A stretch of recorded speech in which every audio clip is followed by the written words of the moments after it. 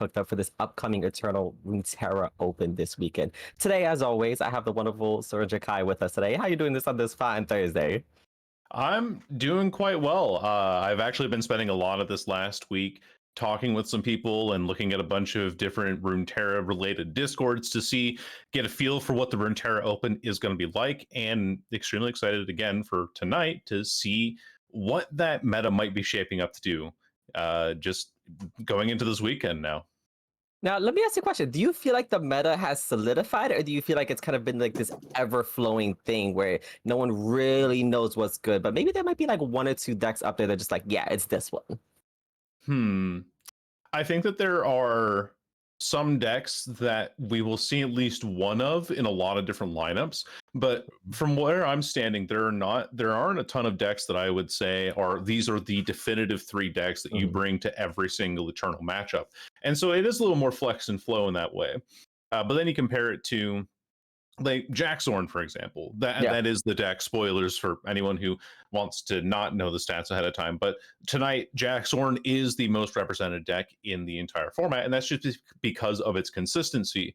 But then other things that I'm expecting to see, and also other things I'm expecting to see this weekend in the Runeterra Open, are those things in the way of the Seraphine Samira, I've got those right, lists, and then also the Aphelios Victor actually has a lot of flavors that are going around that range from this sort of mid-range beatdown list to sometimes like a variation that's like a winding light list, and then sometimes something that's just full-on control all the way through with Targon and Piltover and Zon. So I think those are kind of the 3 decks that I'm seeing most consistently, but I wouldn't say you would never run those 3 in a lineup together, for example. It doesn't seem so. Like based on like how they all played, they probably all definitely be part of different lineups. I've definitely seen all 3. All 3 have I've been in ladder. They were in the Mastering Runeterra Open that they just recently had.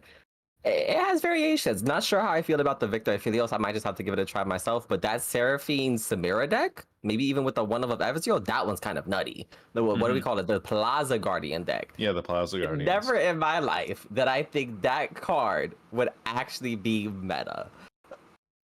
I feel like this is Ezreal's fault.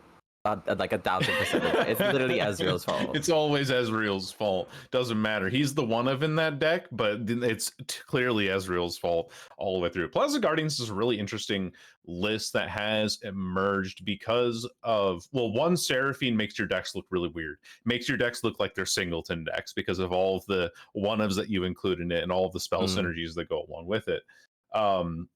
But at the end of the day, having the ability to use things like Blood for Blood, which is a card that I see in here being used to print out those Plaza Guardians or counterfeit copies to shuffle more into your deck, and then just have this wide board of 0 cost 6/6s with quick attack after being able to cast all these additional spells, is proving to be surprisingly potent overall. It's the ultimate, if I find my combo pieces, you are dead.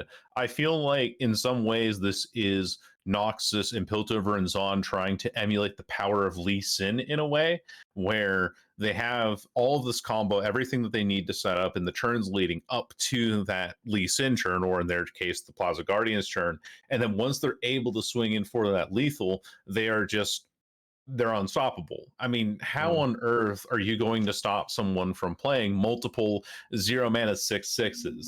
You have a Ruination, okay, but you have to just burn an entire turn for that, and they're 0 mana and can be counterfeit copied back into the deck. So you're already at a losing standpoint from that point. It's very, very consistent overall, I'd say. Yeah. No, I do believe it's consistent. And like the earliest turn that I've seen it pop off is like turn 5 or 6. Forget who did that, but I saw that and I was like, no, this cannot be okay. And even worse, I saw it with Seraphine and Samira on the field. They rallied like 3 times. Are you for real? Get the heck out of here. Who authorized this? And it's really interesting that like this deck, I do believe, if I'm not mistaken, is available in the standard format, is it not? It is. You have to adjust some of the spells, and you can't, of course, bring the one of Ezreal as the alternate finisher. But it is available in the standard if you just kind of nudge some ratios here and there. For example, sometimes I see this deck running iterative improvement, and that's not in standard. I think counterfeit copies has also been rotated out, and that's not in standard. But like we mentioned before, I don't think that this deck suffers necessarily if you can't have ways to copy your cards or copy your Plaza Guardians, because the rally effect and then all these 0 mana 6/6s and the spell synergies, and still Seraphine by herself is a potent enough game finishing card that you really don't care all that much about it. In fact, the version that I've been running, or that I had previously attempted to run on ladder, was also running Puffcat Peddler as an alternate win con. And because you're just casting a ton of spells, you might as well ping in for more damage with puff caps. So that's just like some other ways that deck can operate. But I definitely think that in Eternal, because of the cards that are available, it is the most potent in this format specifically. Yeah, because I think now in Eternal you have access to counterfeit copies, and if I'm not mistaken, also iterative improvement. Yep. Yeah, those cards are nutty. Now, it's really interesting. I think what I personally would have liked to, like, compared to last week's tournament, right? There's not as much aggro now, right? We definitely have maybe more mid-rangey, more control lineups now. Because I mean, look at this. Like, if we even go into top, like Jack Soren mid-range, all right, Annie Cat, I would say control. If he goes Victor, kind of a toss-up, like you said. Like, it can be anything, but kind of leans into like the control aspect. Seraphine, I feel like is combo-y. But I mean, they only have one follower, which is that Plaza Guardian. Everything else, they have to kind of handle your opponent's board with spells.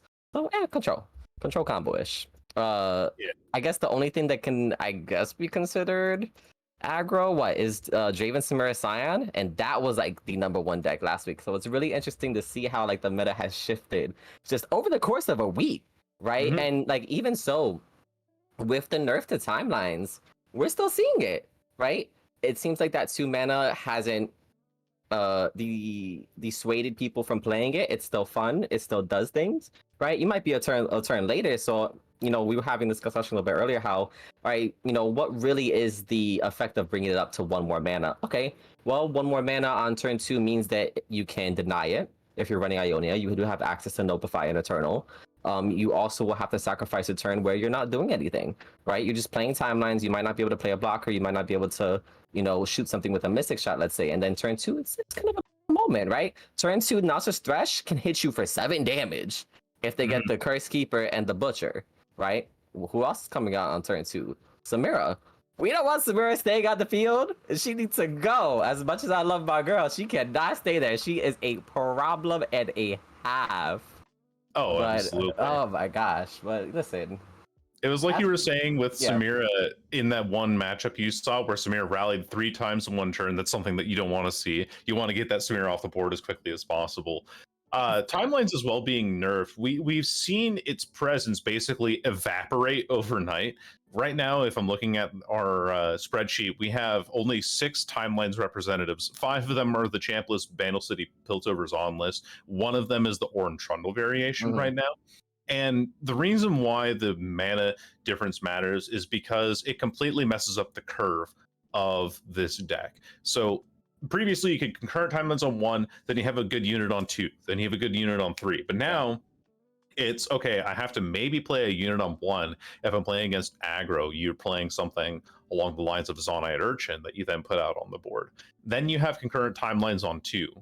And if you played a unit on 1, then you can't turn the Zonite Urchin into a better 1-drop. And also get that draw effect. And so it kind of messes up that early game tempo and gives some more aggressive decks a very good little window of opportunity for them to work in, which makes me almost wonder if the insane play is to actually save timelines for turn 3. You play a unit on 1, you then pass on 2 or play other units on 2, and then play timelines on 3 so that you can then curve into your units later in the case of playing against aggro matchups. I'm just kind of like spitballing ideas here. I don't play timelines all that much myself, but listen, you and I are the same. I have not touched that deck. I know it's cool. I remember a friend of mine earlier, before like anyone really understood timelines, or I think when it like first came out. Maybe not when it first came out, but a little later on, we found the Risu combo where you play the turn 5 unit that gives you the 7/3 with impact. So that's the thing, and had a little bit of fun with it. But I guess personally, I like sticking to more so my control. You know, I like my Anivia, I like my darkness. Anything in that realm, that's really what I'm gonna touch. Now, we do have our first game. It is going to be ToF Trust versus samsans. These two are top 4 contenders in the Lancers Runeterra season. Last season, when we were doing the standard formats, they were consistently in the top 4. And right now we have Battle City versus Battle City, but of course, different variants. We have the Bilgewater and we have the Freljord. It's going to be a Nora Twisted Fate Fizz and a Heimerdinger Nora with the Freljord. I wonder if Trust is running Spirits Unleashed, because I feel like that would make the most sense if you could be running that the Freljord instead of Shadow Isles. I think you would, because if you're running Freljord and you do the Spirits Unleashed with a Heimerdinger deck specifically, you're then replacing what the Hextech Handler did in the deck previously by also dealing damage to everything, possibly getting like a board wipe or knocking your opponent's units down.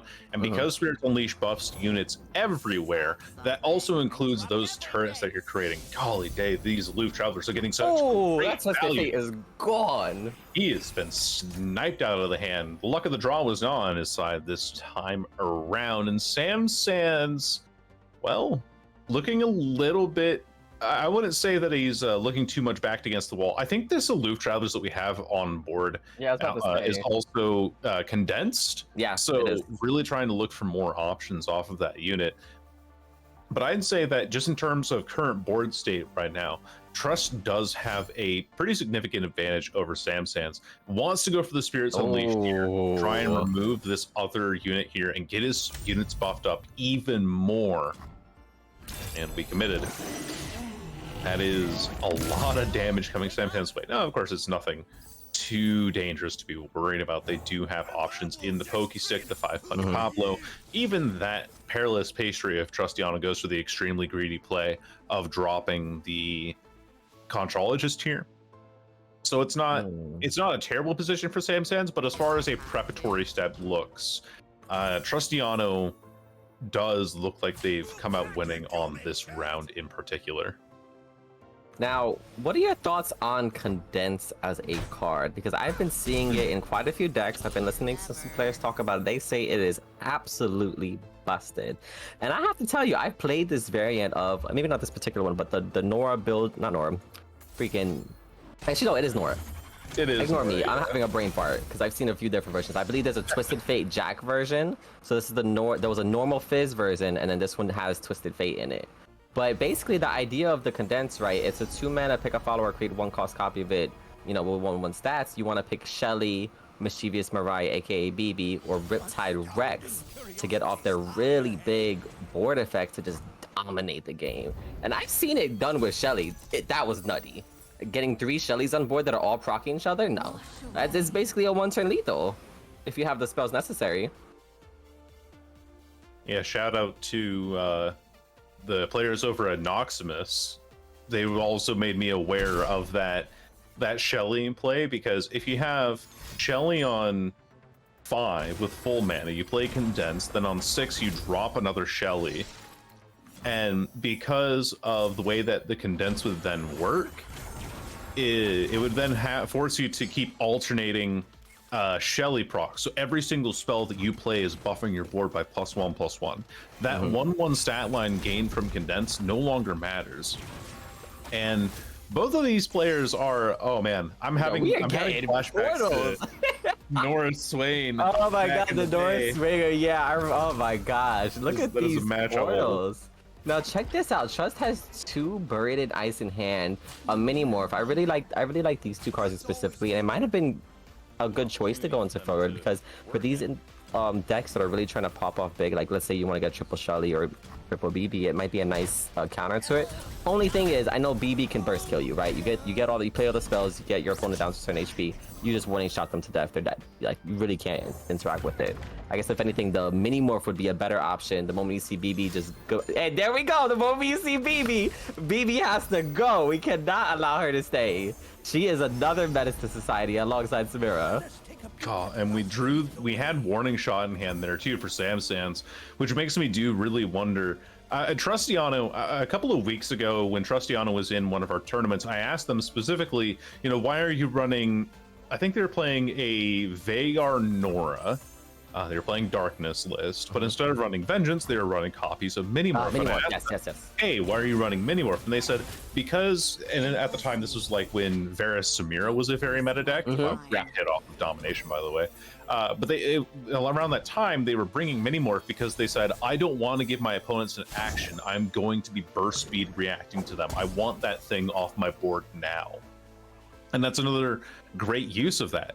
Samsans has the BB on board, but in hand also has, you know, the warning shot, the coin, and all these sort of things that could have then contributed to more damage and really made you question how safe Trustiano genuinely was sitting at this current 12 HP mark. And because of the immediate removal, thanks to Minimorph, that's not a question that Trustiano has to worry about anymore. And they have options. They have Buried in Ice with which to respond to any reckless development that Samsans might play. Oh man, look at this 8 HP. I mean, we have this. What is this dog? First off, does it have the dog tag? Yes, it does. The Puff Cat Pup. Just casually planting. How many shrooms was that? 3 shrooms a strike.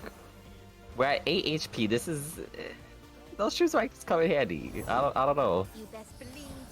I know these elusives are gonna be devastating if we're able to get another Spiritual Unleash off. It's already a 3 damage elusive, and then included with the Owl Cats, that's what?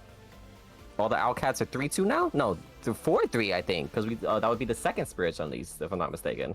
4-2 for the first one. The second one would get it to 5-3. They would be quite passive. Owl Cats.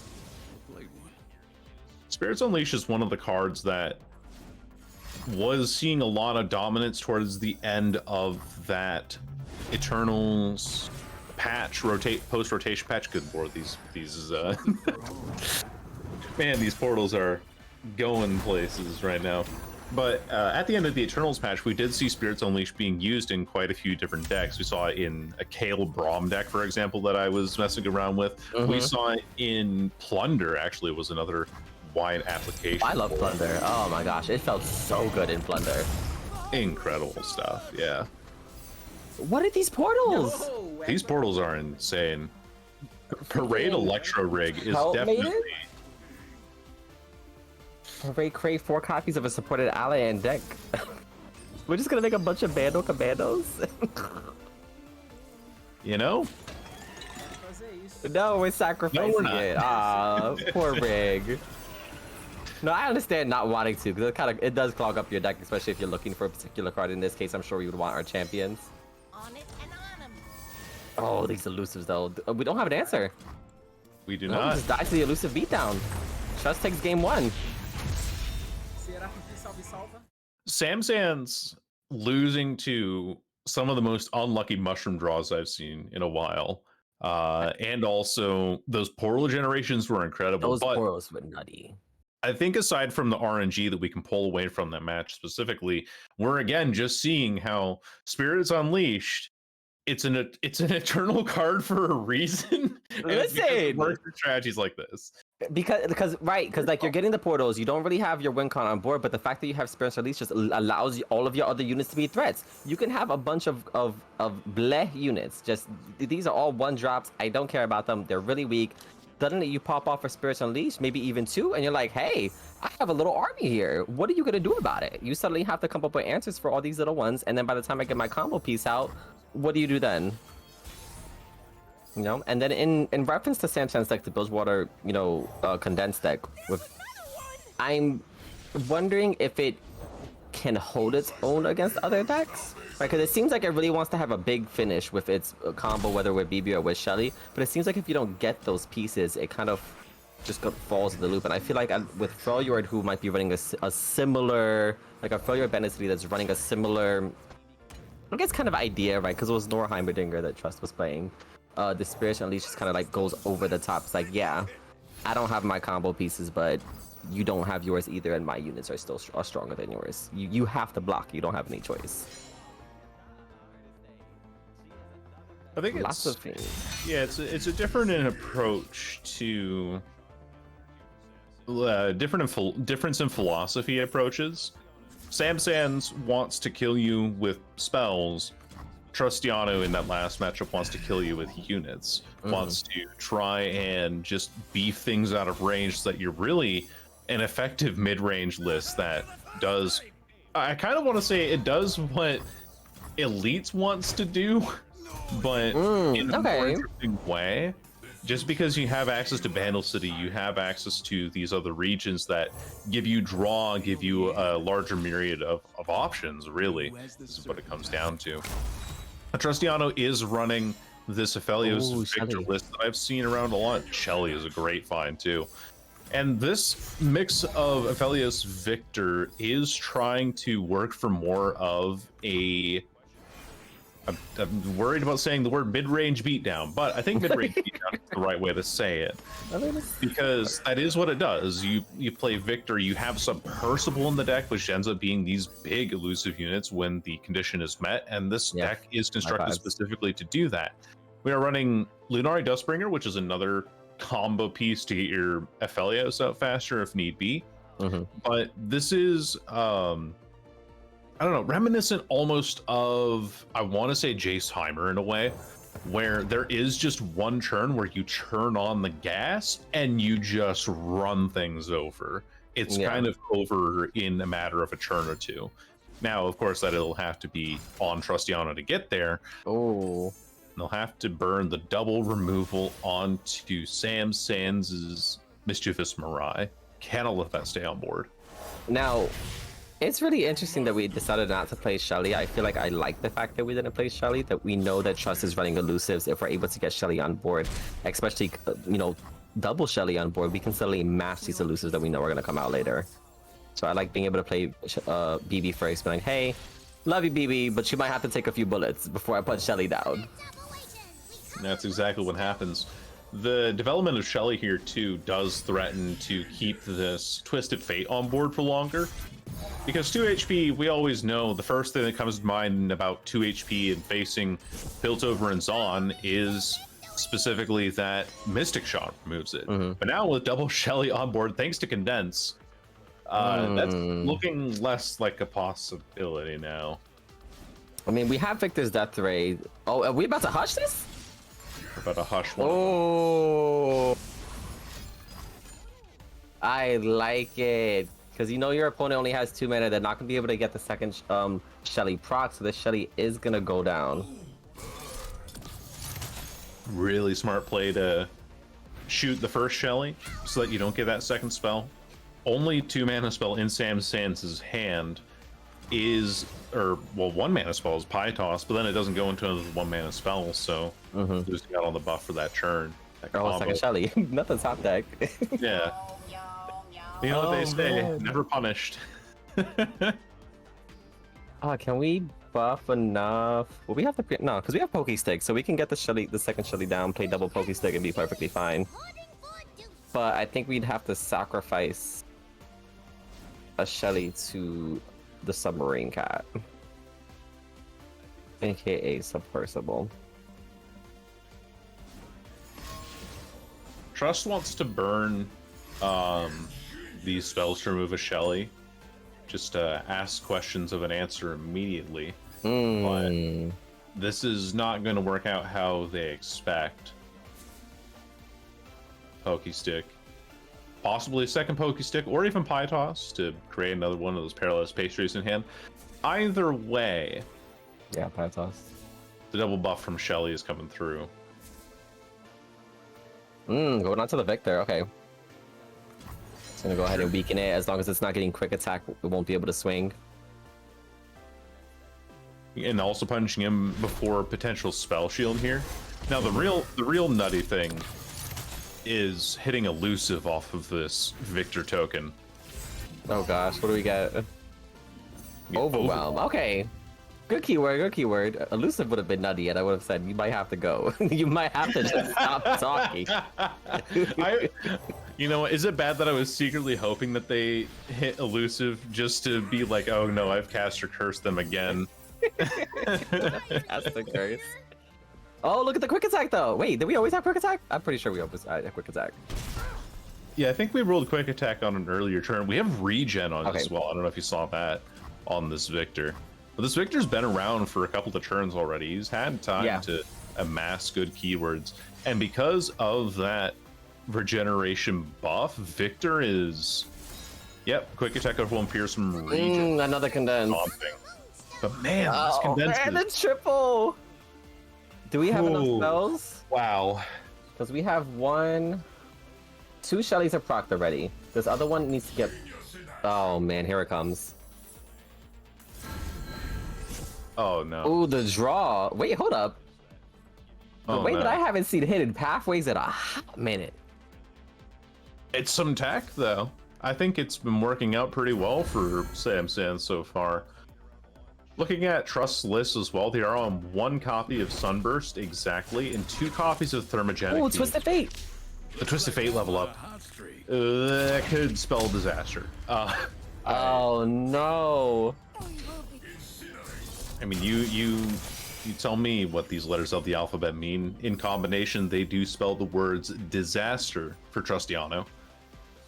Oh man, the first time that I ever saw a TF level up, it just completely wrecked me. I had no idea what was happening. I was new to the game. I was just trying to swing on my opponent. That's it. Why is that a crime? Why can I not kill my opponent? TF just decides to toss every single card multiple times. I'm just like, okay, this is fine. This is what I expected. This is what I deserve. I guess. I don't know. We have one more mana to proc. Oh, Wow. this is what I mean. That one turn pop off. You get 3 Shellys on board. You ended up drawing into a Fizz. It's another elusive. There's 10/10 TF. I don't know if progress is enough. Because if you block 14, you're still taking 10 this turn from the elusives alone. And then you have to also consider, oh, there's a Twisted Fate hitting me for the other 10 of my HP bar. Wants to go for the trade, decides to just not block the highest possible damage there. Yeah. Trust concedes the match to samsans, knowing that once their units were gone, once the victor was off the board, so is their win condition, and thus ends match number 1, going to a game 3. Wow. No, condense is nutty. if y'all had if y'all didn't know about this card, if you were like condense, it's only a 1/1 unit. It gives me a 1/1 unit with an effect. First off, that was just Shelly. You haven't seen it with BB, and you for sure haven't seen it with Riptide Rex yet. It's a nutty card, and I guarantee you, the moment that we go back to standard, it's gonna be in a few decks. It's oh my gosh, that was just devastating. Now this game 3, what's it gonna be versus now? Let's take a quick peek. It's gonna be a Felios Victor for 1. samsans is on. Is that Samira Seraphine? Yes, it is. Yes, it is. All right, Plaza Guardians. We talked about a lot of this in the pregame too, and this is just a matter of who pops off faster than their opponent. It's going to be a narrow game of margins. I personally believe that samsans has the potential to pop off faster, just considering how low cost their hand is right now. But Trustiano has the benefit of stall on their side. You have Hush, you have a bunch of blockers, you have ways to stun things if you get the Aphelios. You have Victor, who also eventually becomes a threat of his own. So not entirely out of the woods on a lot of these things, but if samsans gets the right combo cards, which they're already off with the Seraphine and have every single spell that costs 2 mana under the sun in their hand right now, this could be pretty dangerous. Mystic Shot is fired at the Ballistic Bot. Not going to be left. I like it. That's why the block was... I'm wondering if that was worth it to go for that swing, even though you knew it was 1 damage, because it did put the Ballistic Bot in Mystic Shot range, and I feel like getting the ramp off or just those cards every turn would have been a bit more valuable. But I guess in conjunction, you can also say that swinging there has put Seraphine on 3, therefore can be affected by Aftershock. Any of the above is possible. Trust asking questions of samsans' hand, to which he has answered. Oh, Cascade is fired back. I have to commit a second spell to make sure that this 4 damage doesn't connect. A whole 8 damage. That would have been a doozy. Now, I feel like now that we've seen the Disintegrate come out, right? I need to see real quick.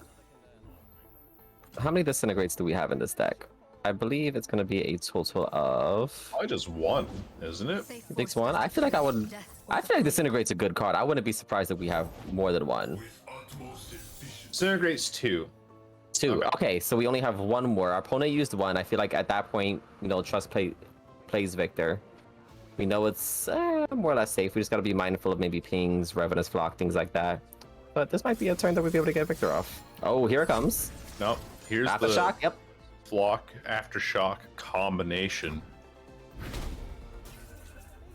Trust deciding to go for the Victor play because you can't really rely on your opponent. You know, your opponent has only 2 Disintegrates and 1 Flock in the deck. Or 2 Flocks in the deck, excuse me. And you're not expecting, like, well, okay. We saw them use a Mystic Shot and a High Note already. How many more pings to activate other removal pieces could they possibly have? Listen. So playing for the tempo play and still getting 4 damage in at the end of it anyway is a good play.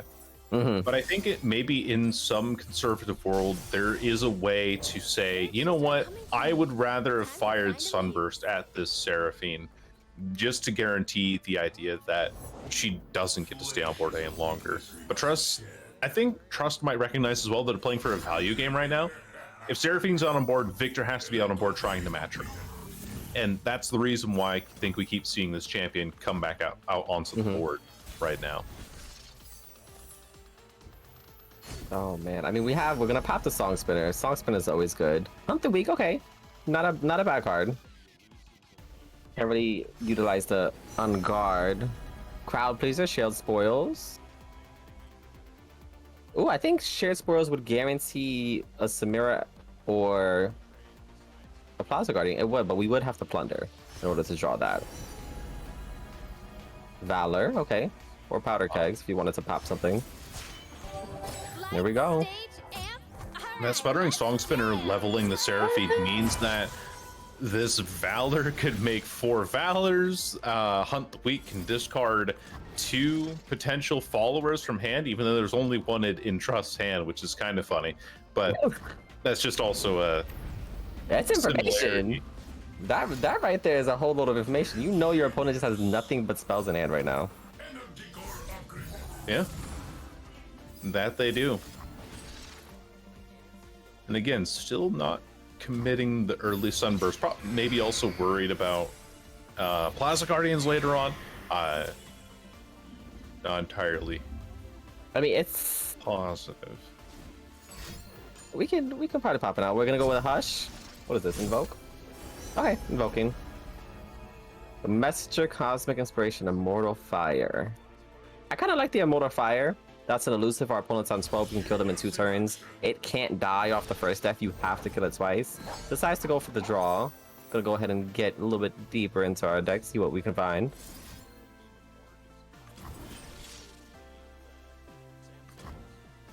I like the draw.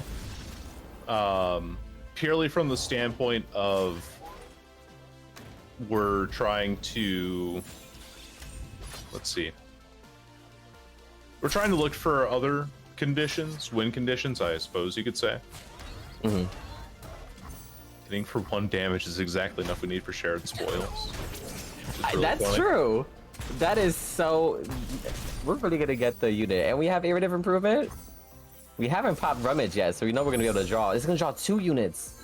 Seraphine. It's gonna grant it twice. Samira. Well. Okay. That was this is spooky. Like, despite being samsans being on 12 HP, Seraphine can pop off. I mean, we have Star Shaping, have Hushes. Just gonna go ahead and go slow, get some more keywords. Like that's a lifesteal fearsome Victor right now. Like that fearsome keyword is a problem.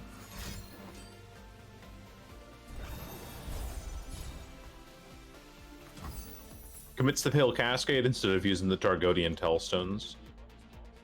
You could play that Blessing of Targon, but not exactly necessary. Ooh, pirouette. Ooh, Pirouette is dangerous. Oh my gosh, that's huge. Because we can't let this fearsome Victor block. Not block, hit. Oh! Oh no! That's not what we want to see. Wow. Okay, we got Plaza Guardians. They gonna have to block today. Oh my gosh. There it and goes. There was the sunburst. Oh man, is that the... Okay, I got another one. Ooh. But we don't have enough planets to play Area of Improvement. That's already 2 of them. We only have 1 more in the deck. Okay. I'm not gonna go for the swing. Good. 4/4 Samira. That's devastating. First off. That's scary. That's no matter terrifying. what. Yep, there she goes. Gotta go. I don't know if we're gonna... We might be able to get the level up here. I don't know if it's worth going for it though. Could you? It's still dead if you do commit the level up. Because we're taking 5 damage onto the Samira. But it'd be very funny if they did.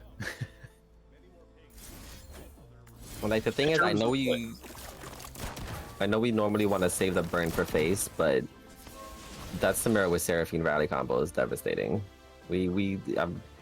I've seen it. I'm sure you've seen it. It's no bueno. That pops off. It's a wrap. Taking all that damage for free with a board wide of 6/6s.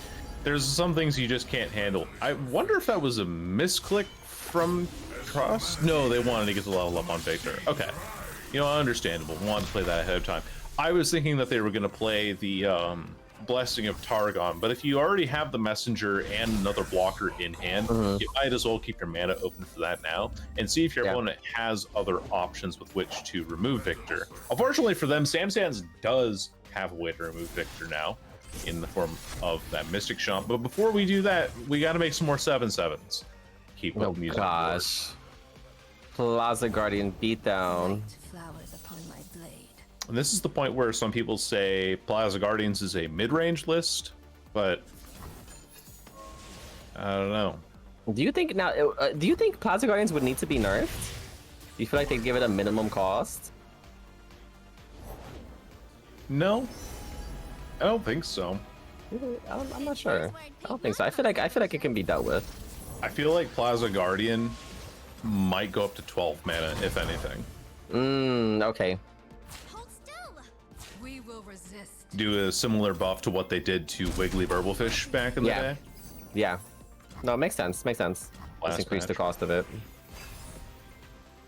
Yeah, just make it a little slower. That seems to be the theme with mana reduction.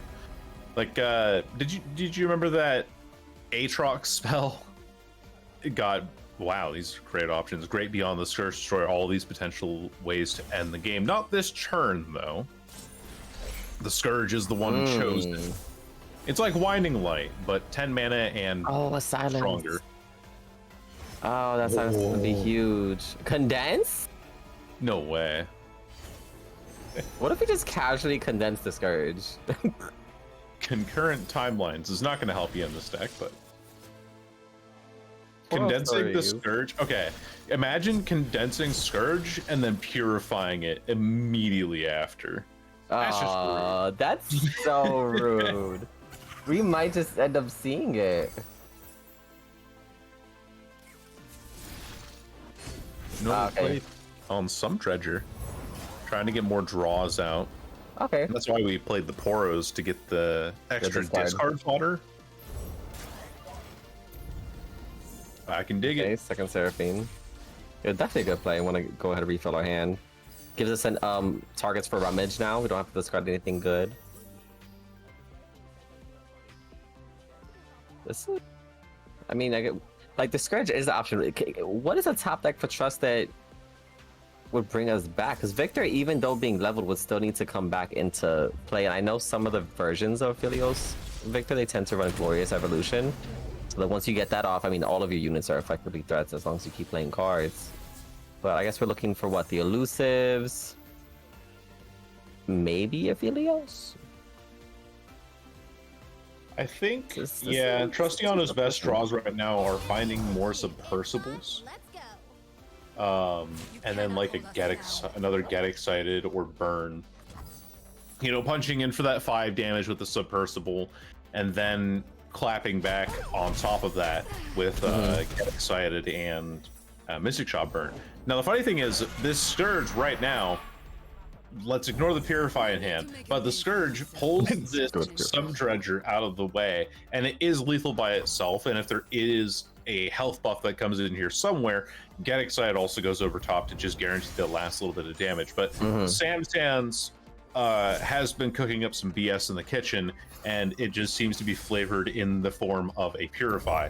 So even though Trustiano looks like they could be really potentially winning something out here, this is where that's the absolute kicker right there. So you have to hope you find, I believe you have to hope you find an Aphelios now, because Aphelios could then give you back the Overwhelm, but because of the Purify, you're not going to be able to give the Overwhelm to the Aphelios, relying entirely on that top deck into the Scourge, into the end of the game.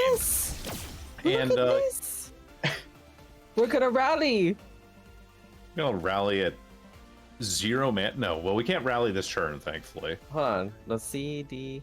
Yeah, we're short one. Basically, short 1 mana. That's literally it. Yep. That's crazy. Gonna save the other Plastic Guardian. Well, no, that just feels insulting, doesn't it? Okay, start shaping. Does find Immortal Fire. Oh, but we already know what's coming.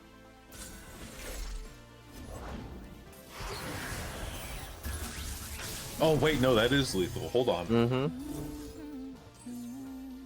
Well, no, that's scary. Disintegrate.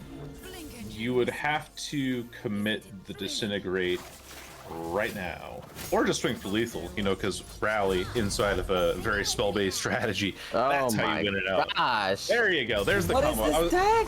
I don't know why my brain didn't connect those pieces together, but it was like a 3-piece jigsaw puzzle, and I'm glad that Samsans was able to guide me in the right way to put those things together. But getting that rally at the end of the game, I mean, having rally in Noxus has not historically been good up until Katarina really popularized it in Red Gwen, because you have things like Apprehend, you have Incisive Tactician, you have Shunpo. These aren't cards that you weren't really running previously, but when Samir is able to be self-sustained, and you have these low-cost strategies that allow her to rally like that and really just beat you down with these free 6/6s with quick attack, you just kind of lose at a certain point. And that was exactly where it was for Samsans, to just push on the pressure for Trustiano. Unfortunately, couldn't find their combo pieces and lost out to a Purify. Oh my gosh.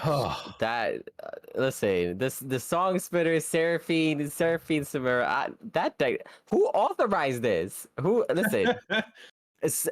I know when Riot makes their cards, right? They make their expansions, they plan ahead, you know, we're gonna rotate this and we're gonna rotate that, because if this is here, it's a nightmare.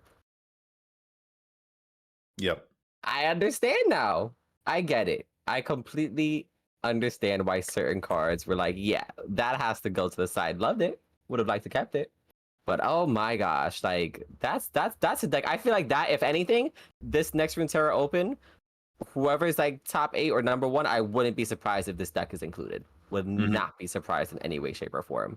And it's so interesting to think, right? Because I feel like when I was like a beginner player, like I'd make decks and I was like, oh, I want a 3 of everything because I want to make sure I always find it. And then you realize you start playing and learning and playing and learning, and you're like, hold up, this deck literally has like a 1 of everything. What? Like that's if I was a new player, I'd be mind boggled at that. Like, what do you mean you have a 1 of everything? How do you win? Like this? with a rally, of Samira, and a Seraphine, and a bunch of little of some big robots. That's how I win. Oh my gosh, what a game. One of the things that also has contributed greatly to Samir Seraphine winning as heavily as they have has been that cast to play change that came in several patches ago. Because now, if you have a leveled Seraphine on board with a Samira, I believe Seraphine's spells, and I'm pretty sure I'm right about this, but Seraphine's spells count for 2 points towards Samira's level up because they're counter displayed cards. And so for 2 mana, you get 2 tokens, or even for 0 mana, depending on what you draw. Maybe you got something off of Song Spinner. Song Spinner, in and of itself, can flip and rally Samira if you have a leveled Seraphine on board, which is insane. It's an insane sentence to say, but that is just how powerful this combination has been and how powerful that change of cast to play has been for this deck specifically. Now, previously, the outrage was, oh, well, the cast to play kind of ruined the interaction because some of the wording was incorrect and it removed some synergies, like Jace Lux, for example, wasn't creating double lasers anymore. But that cast to play change was then modified to be like, okay, yeah, you can make double lasers off of Jace Lux, synergies going on there, which helped out that deck significantly. And this is before Seraphine came into the line of sight, before she was really a champion. And now that Seraphine, golly, I messed them up at least once a broadcast. But now that Seraphine is in the format, and now that Karma has seen her potency in Standard and Karma set, it really makes you wonder if the way that these decks specifically are toned down is to then look at these champions and say, hey, maybe they just create a copy, and it's not like an exact copy of the card, just to kind of slow down the combo a little bit, because getting set coins is just one of the many, I want to say, uninteractive combos is the best way for me to put it. The most neutral way. Listen, there are quite a few combos in Runeterra just like, I kind of can't answer. We have infinites. I'm pretty sure there are still infinites in Eternal. Don't remember which ones there are. I believe it's the Akshan Piltover one. But anywho, we're gonna go ahead and watch Kaedoo and GnomuVerde. We have a Twisted Fate Jack, which I believe is going to be a condensed deck with BB, and Shelly, along with the Rex. And then we have GnomuVerde on a mid-range deck, a popular one that was very popular when it first came out, the Jack's Orin list, with all the equipment and the new card, which is Innovative Blacksmith, which is a heal that we now have access for the Weapon Masters. That drip feed of healing for Jack's Orin has really helped them curve out against more aggressive matchups. Kaedoo testing the hand of GnomuVerde for a troll chant or any sort of way to prevent this Twisted Fate from connecting. Verde doesn't have the answer, but it could also be communicating that. Yo, what is this? Oh, wow. Bone Club. Freaking Bone Club? A 8/7? I don't think Kaedoo has. Hold up. I so badly want to make a joke here, but I don't think I'm allowed to say it. you can message it to me. Okay. And we'll figure it out. But hold up, I don't think. Like, how do you deal with this in this deck? I don't think you do. Well, we have Pie Toss, Warning Shot, Make It Rain, Pokestick. These are pings. Oh my gosh. There you go. I've sent you the joke, and I don't think I can't stand you. Okay. Get out of here. Confirm with the admins. That one does not fly. It stays around. Okay. Now the organizers want to know too. Where are you, Porter? In my. There you go. I just said this. Oh man. There you go. But for the sake of keeping this relatively friendly, we're gonna just pass right over that and go back to talking about the game. How do you handle? Big man over there. Maybe you don't. Maybe the answer is really I ignore big man to the best of my ability and simply go with the Shelly combo. The thing is, I don't know if we have time. Like, we have Shelly, we have Condensed, we have a bunch of spells. But this is an overwhelmed Jax. Hold up. Jax gets overwhelmed because of his level up. That's so weird, but then his weapon also has overwhelm. Yes, it's a bit redundant. I think Kaedoo, good grief, and Scout on the combat cook just adds more insult to injury. No mini morph in this list for Kaedoo either, so you don't have that burst speed option available to remove a Jax. You're not running heavy metal, which, ladies and gentlemen, run heavy metal in your Bilgewater lists for this week. You're going to absolutely a lot of equipment. We need equipment destruction, because imagine we had heavy metal just destroy that bone club. Suddenly it's not as scary. But without a way to like handle equipment, you're kind of just like, I'm dying. What? I guess I'm dead now. Hello. I think really the main strategy Ron for Kaedoo at this exact point in time is aiming some removal at the face and hoping this Riptide Rex sticks well, for one, and for two, we're on the Twist of Fate level up train, and I believe right now Twist of Fate has just hit 6 out of 9. Using this pick a card in hand will level him next turn, but it does also open him up to removal and a lot of damage right now. Plus that fish fight, so it probably won't even matter. Fearsome, kind of scary. Man, I mean, fish fight is really good.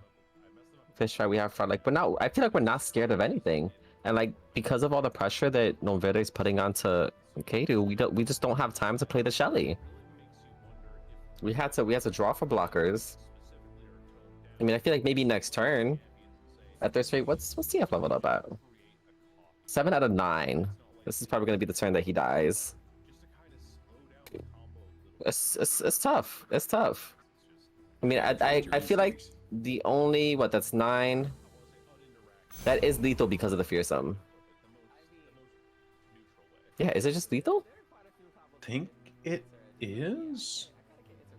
I mean, you have to burn the condense early now to try and guarantee that nothing else happens here. Now, funny enough, this fish fight going through gives Kaedoo a window of opportunity with this second Twist of Fate in hand. You can throw the Twist of Fate gold card and prevent lethal now. So, keeping themselves alive for now, but that only keeps you alive for one turn. Yeah, GnomuVerde not entirely happy with their decision to remove the unit. Second Twist of Fate being the ultimate punish in this situation.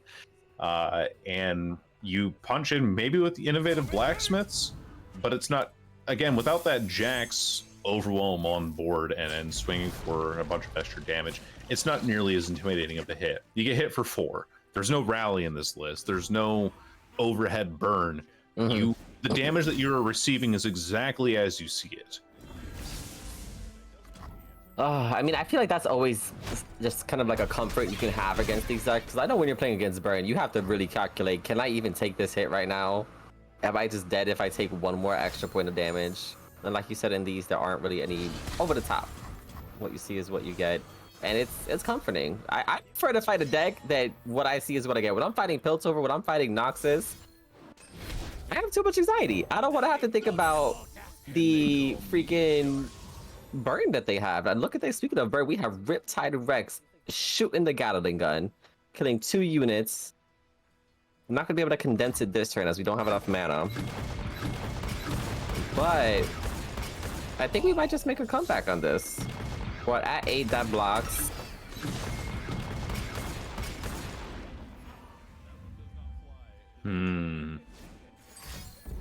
Rex does shorten the board considerably. And, well, okay, that does complicate things a little bit for Kaedoo. Because the Make It Rain next turn is not guaranteed to hit the Jax. Thankfully, they do have Pie Toss in hand, which could remove the Jax. But also have to consider Troll Chant and everything. There are a lot of little minute details going through here. We're going to throw the Pie Toss right away. Troll Chant absolutely being committed right now.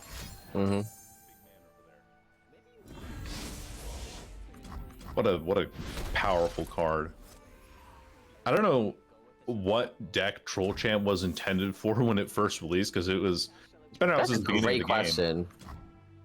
Oh man, that is a fabulous. I feel like maybe Scar Grounds, because you're hurting your own units. You want to give them back some HP.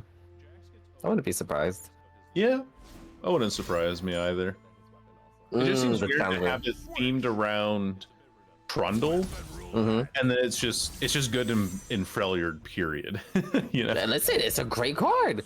Yeah, I have friends who run it in control matchups. I'm like, first off, why do you have this in your deck? Like, you're running Mana Gems, you're running Shadow Isles control. Why is Troll Chain here? But it catches me off guard. Great first result for GnomuVerde though. Finding the lethal that Jax buff for the Overwhelm. I forgot that Jax buffs himself with Overwhelm. Yeah. I don't see Jax stay on board for very long quite often.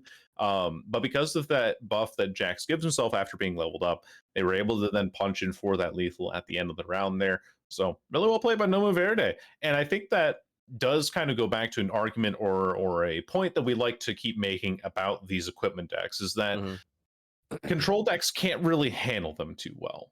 You remove the unit, the stats are still there, ready to be applied onto the next unit. And what do you do about it? You don't really do much aside from heavy metal, which again, Kaedoo was not running in that list. And it ended up being their downfall at the end of the day. I mean, listen, we have what I think about how many Jackson decks? I want to say we have 10. 20? Oh, okay, never mind. I overshot. I mean, listen, rounded up.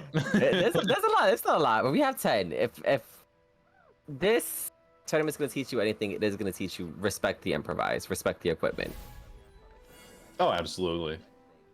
Oh, look at all these massive pings. Now, let me ask you a question. When it comes to this Gnosis Thresh or the Action Thresh, where your opponent wants to kill their own units and they tend to be 1 HP, do you let Curse Keeper live, or do you kill it preemptively to kind of brick their hand if they have Butcher?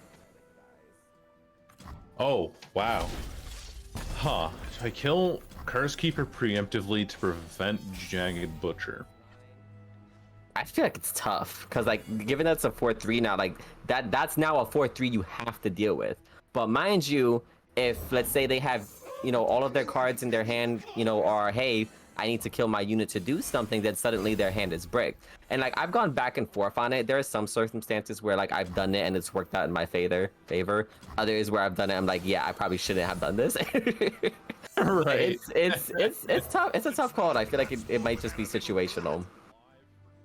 It definitely is situational. And for me personally, I wouldn't try to remove it ahead of time, because the exact turn tempo that you have to use removal on Curse Keeper to make sure that it's doing the least amount of damage with you if they have a Jagged Butcher in hand. I think the scenarios in which that works out, where you're not just taking 4 damage for free anyway, is fairly small. You know, if you throw removal at the Curse Keeper, your opponent's like, oh, well, thanks, I get 4 damage in for free. Because Curse Keeper, in and of itself, with the Escaped Abomination on top of that, gets chip damage in. And right now, since we're in Eternal, what's important about chip damage? Building up for that atrocity. So even if you are removing that to remove a Slay effect, and then to prevent 7 damage potentially going to face, the 4 damage for free is still very welcome. I think the only time that you ever see the removal go through there is like what Kaedoo did, trying to ping the unit out before the hate spike could go through. Low-key, I kind of would have went for it. I think I would have lived for it. I think I would have stopped the draw. I don't like my opponent drawing. No, that's understandable. At least like in this particular situation, because that was a sequence, right? And like you saw Kaedoo like look at it, be like, do I want to do this? But instead goes to bring the unit down to a 4-2. Now it can't block. Remember, Brash is the opposite of Fearsome. If your unit does not have 3 HP, it does not have the muscle to go into the ring.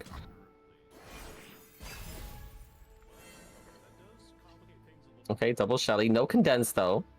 So we can get Shelly on board and even maybe proc once or twice. But we have 3 Gnosis in hand. We already had 5 Slays.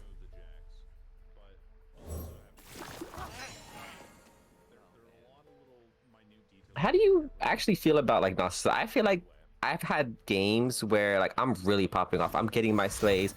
I'm swinging wide, and others where it's maybe a little bit more slower, and it's like this, where it's like, okay, I have a few units here. Haven't really hit the next maybe once or twice, but I've had mixed results with it because there's some where I feel like it has the kind of interaction in Shadow Isles where it's like, hey, I need to kill my units to do something, can get really awkward, maybe a little bit too often. Personally, I like Undying, right? The 3 mana, you kill me, I come back hard. I feel like that's such a good engine for it. It's like, okay, this unit's always here. I don't have to worry about it. Sure, it can't block, but like the only other way someone's gonna deal with it is if they're obliterating it. Yeah, the use cases and the situation. I mean, the triple Nasus in hand is really funny for GnomuVerde. I just noticed that. But yeah, Nasus I think has been really consistent overall for me whenever I've tried playing it, and that's just because it's always kind of eventually building up to Nasus, no matter what I do. And Rite of Calling being able to draw Nasus more regularly also feels really consistent because now I don't have to worry so much about not finding a champion. I can now find a champion for 1 mana draw, and that works out really well for me a lot of the times. So I think that Nasus has a certain baseline of consistency that you don't find with a whole lot of other decks, but it does seem like in these slower matchups, you are trying to go for that more swarm board. You're trying to make your opponent lose HP so that you can get closer to that atrocity level up or atrocity win condition, which has been a pretty consistent theme, I think, with these Shadow Isles decks. I'm thinking even back to the Teemo Tristana Shadow Isles that ran I saw that coming back for a little bit. It was a little flash in the pan. I think that that deck just doesn't do well into Nasus Thresh, funny enough, by comparison. Like, okay, you're throwing a bunch of these little units out. I throw my Thresh out. It's a 3/6. Has a challenger. I don't care that you have a wide board or that you played a bunch of multi-region units. Yeah. My Nasus can also throw Atrocity back at you at around the same pace. It's tough. It is, yeah. Tough matchup.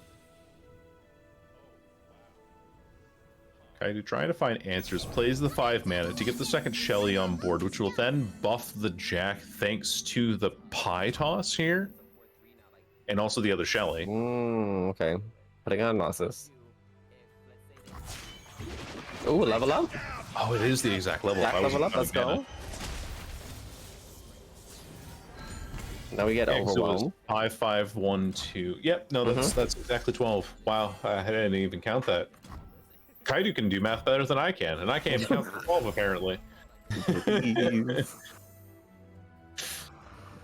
Now, I guarantee, I'm pretty sure we're going to see a Siphoning Strike out here.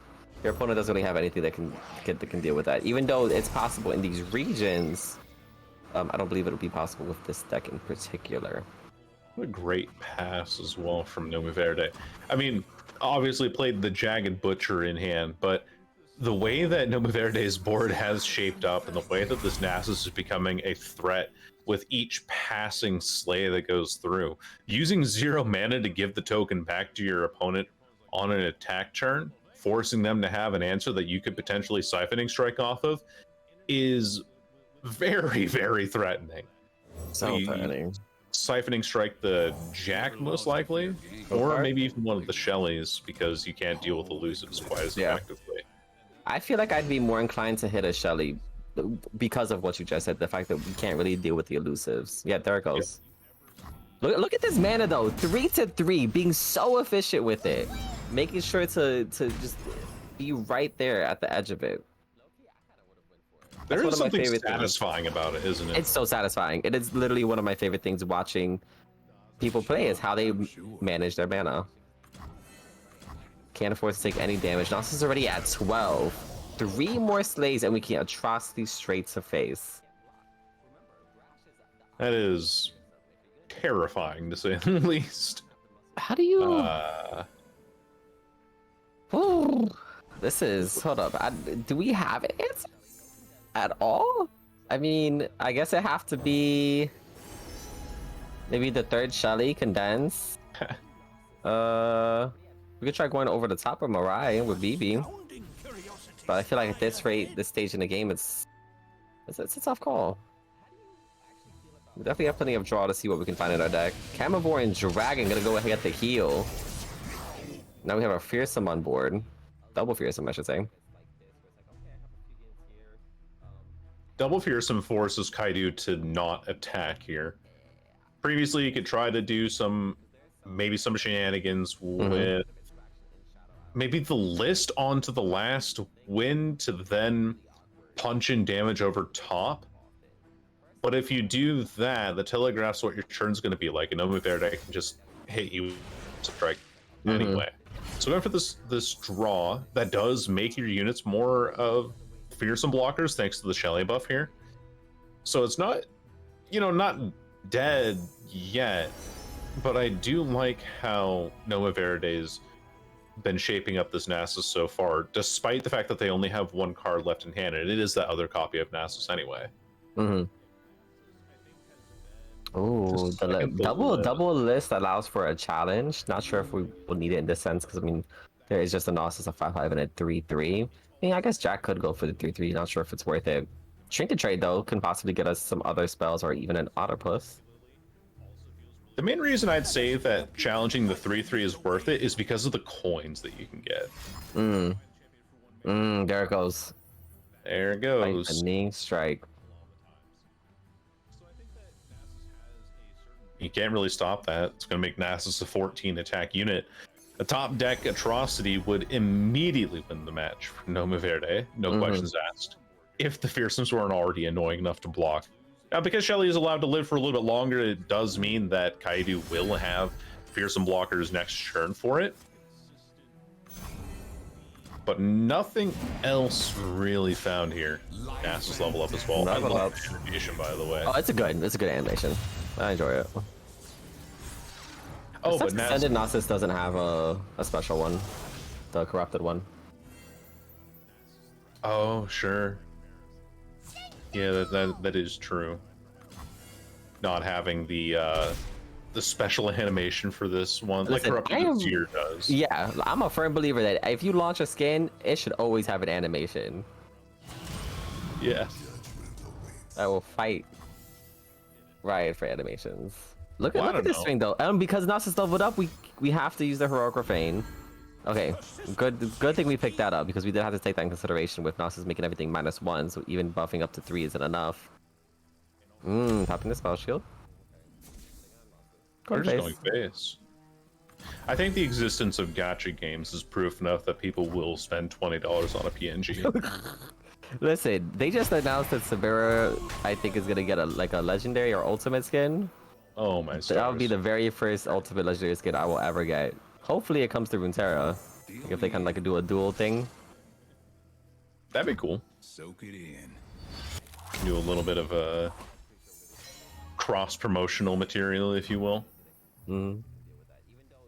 Like, oh my god, it's so scary because the fact that your opponent hasn't ripped it, they don't have it. Because we're not running denies in this deck. Correct me if I'm wrong. Yeah, no, none at all. All we have is condense to copy your unit. That's probably the only fancy thing that we can really do. So we're just simply sitting here waiting for the top deck atrocity to come through. If Curse Keeper ends up Blind the Caretaker, that's gonna be a nice good swing. Gonna get those Challenger saplings out. Can't swing with the tentacle. For one, you don't want to be Ooh, really ruining. Stress defense is a great find, actually, because if you get this spell shield off of Nasus and then stress defense on an atrocity turn, suddenly you've stalled this game out. Something that looked kind of unwinnable for a second here has strangely turned on its head. GnomuVerde is not going to be expecting this. Stress defense is a card that we probably haven't really seen played or thought of, for that matter. Not in a hot minute. I don't know, probably since Darkness really was in its first iterations, and you would protect your Veigar by making him a 1/6. The applications for such things are not are few and far between. Yeah. Ooh, and that tentacle now kills Nasus after stress defense. This is game changing entirely. Oh my god, Swindle? Swindle is a good card. Ooh, take it too. Intel. Oh man, oh man. Interesting. I like that we didn't swing with everything because you could, right? There's only a 3/3 on board. You can try to, you can already have your opponent block and then use the stress defense. They're on 9. And there goes the sad Poro. GnomuVerde is like, yeah, I don't have it. You can do things if you wish. BB's here, but the board is full, so we're not going to be getting any powdered kegs. We're going to need something to die. Caretaker, of course, goes down, but because of that prank, the Caretaker only doesn't even hit for damage now.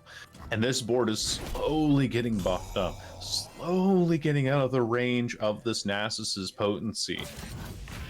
Again, this might be the consistency thing we were talking about, right? Oh, the drag. I forgot about the saplings. Yes, they're gonna drag. Has to go for an interesting combo here.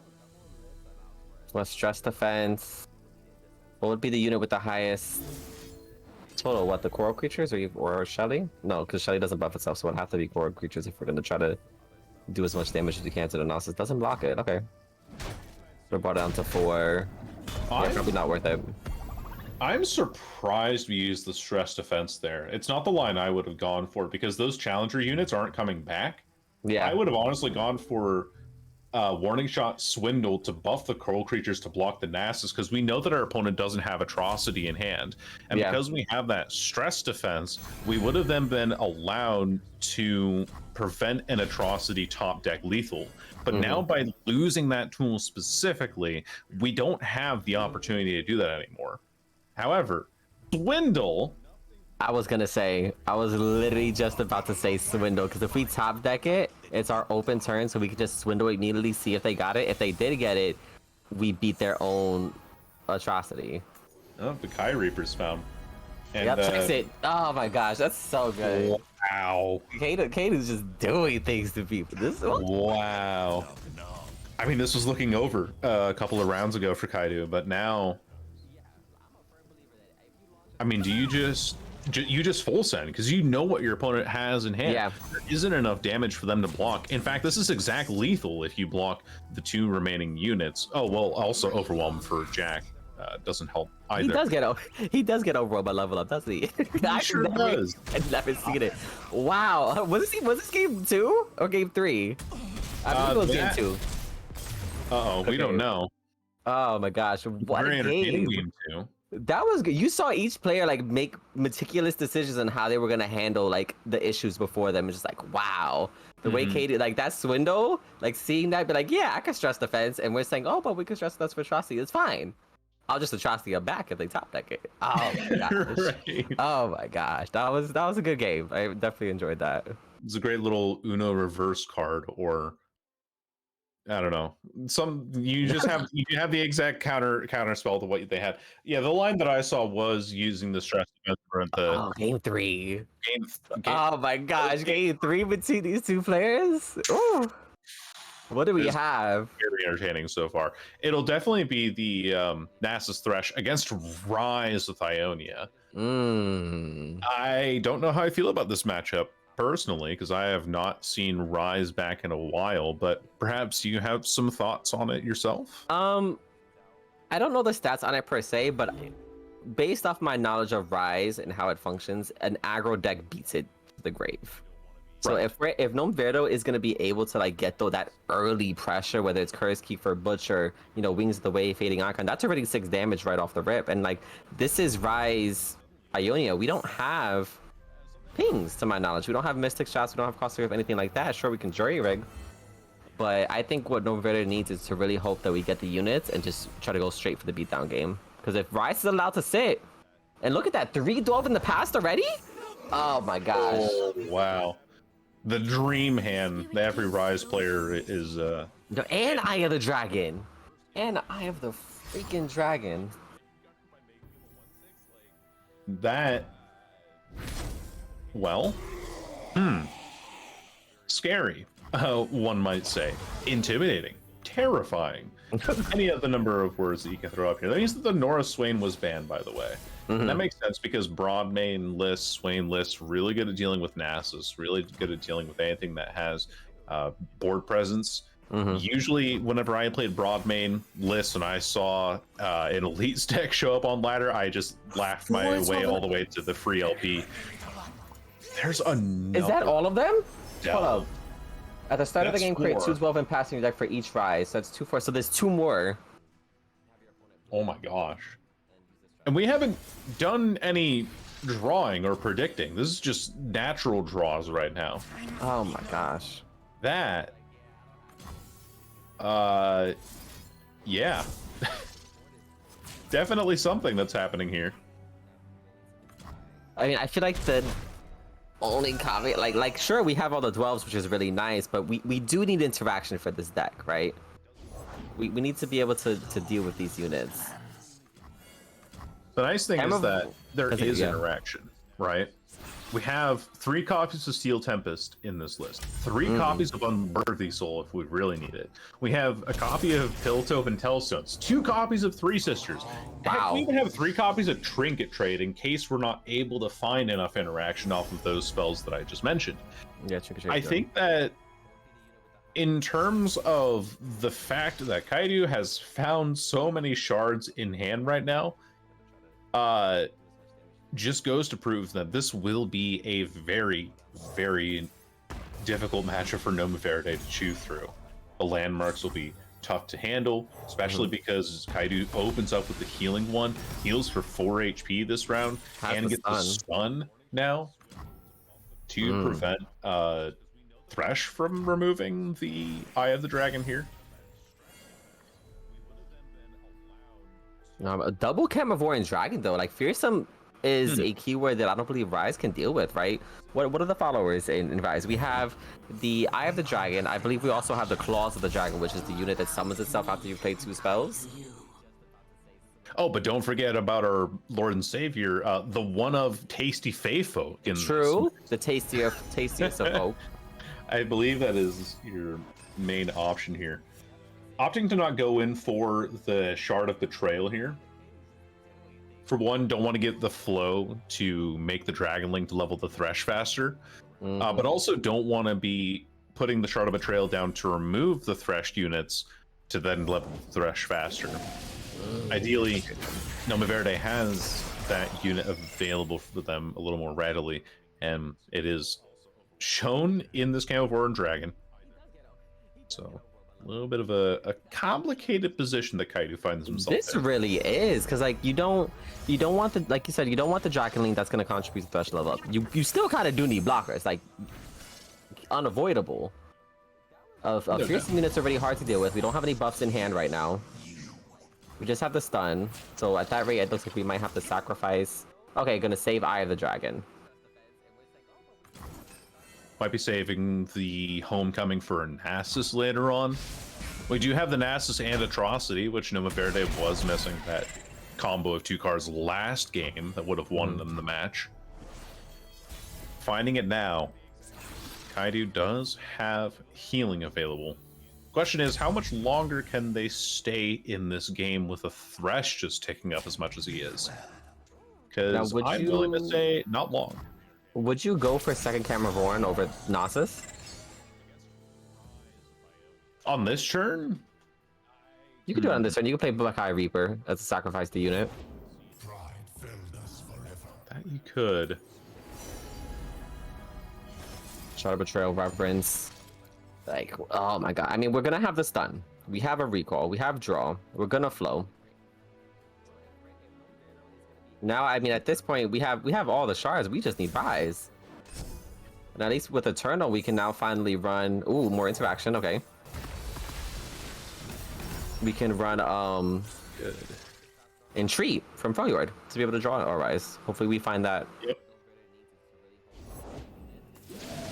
Do we have the mana?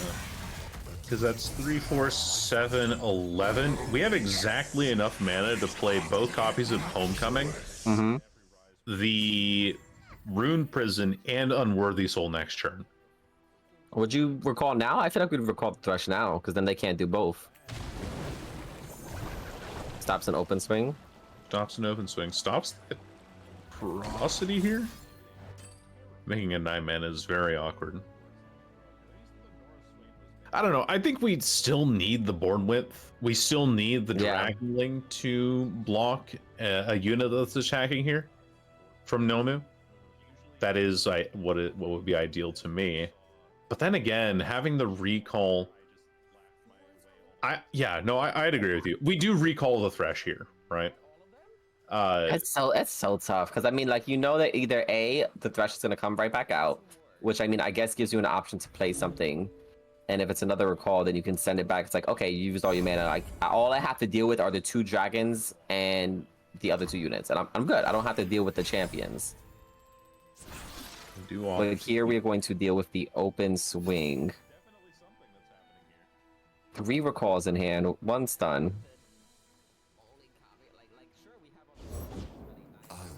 Plays the Gnosis. I feel like at that right now you have the recall. But even then, that's 3 fearsomes. How do you deal with something so spooky? You throw a Bible at him? I'm not sure. Where's Vayne when you need her? First off, where are my Sentinels of Light? Because I got a situation here. I need assistance. Kaedoo needs some serious assistance.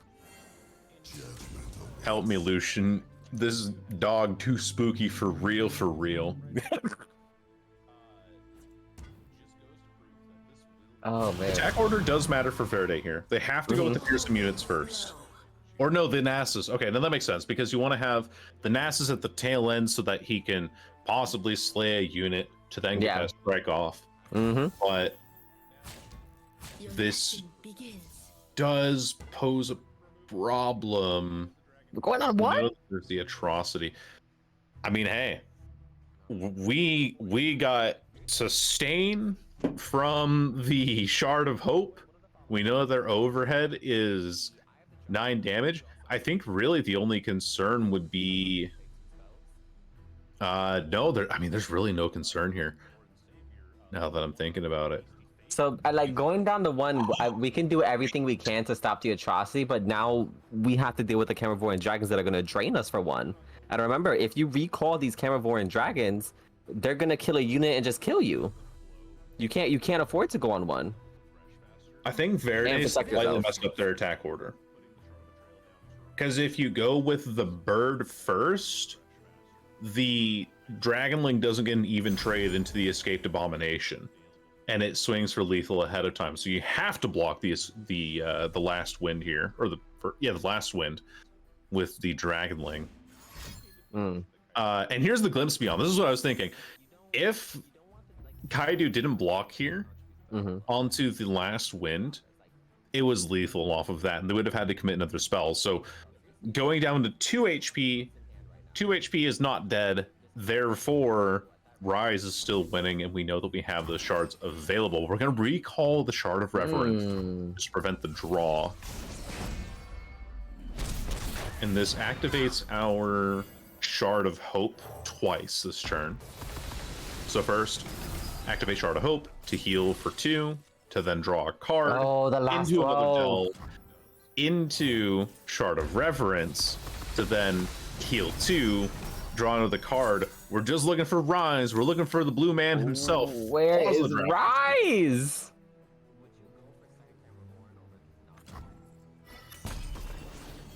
Oh my gosh. Preventing the strike on the Nasus was massive, by the way. No spell on Nasus. That's basically GG. We can't let that go through. Try to betrayal, okay.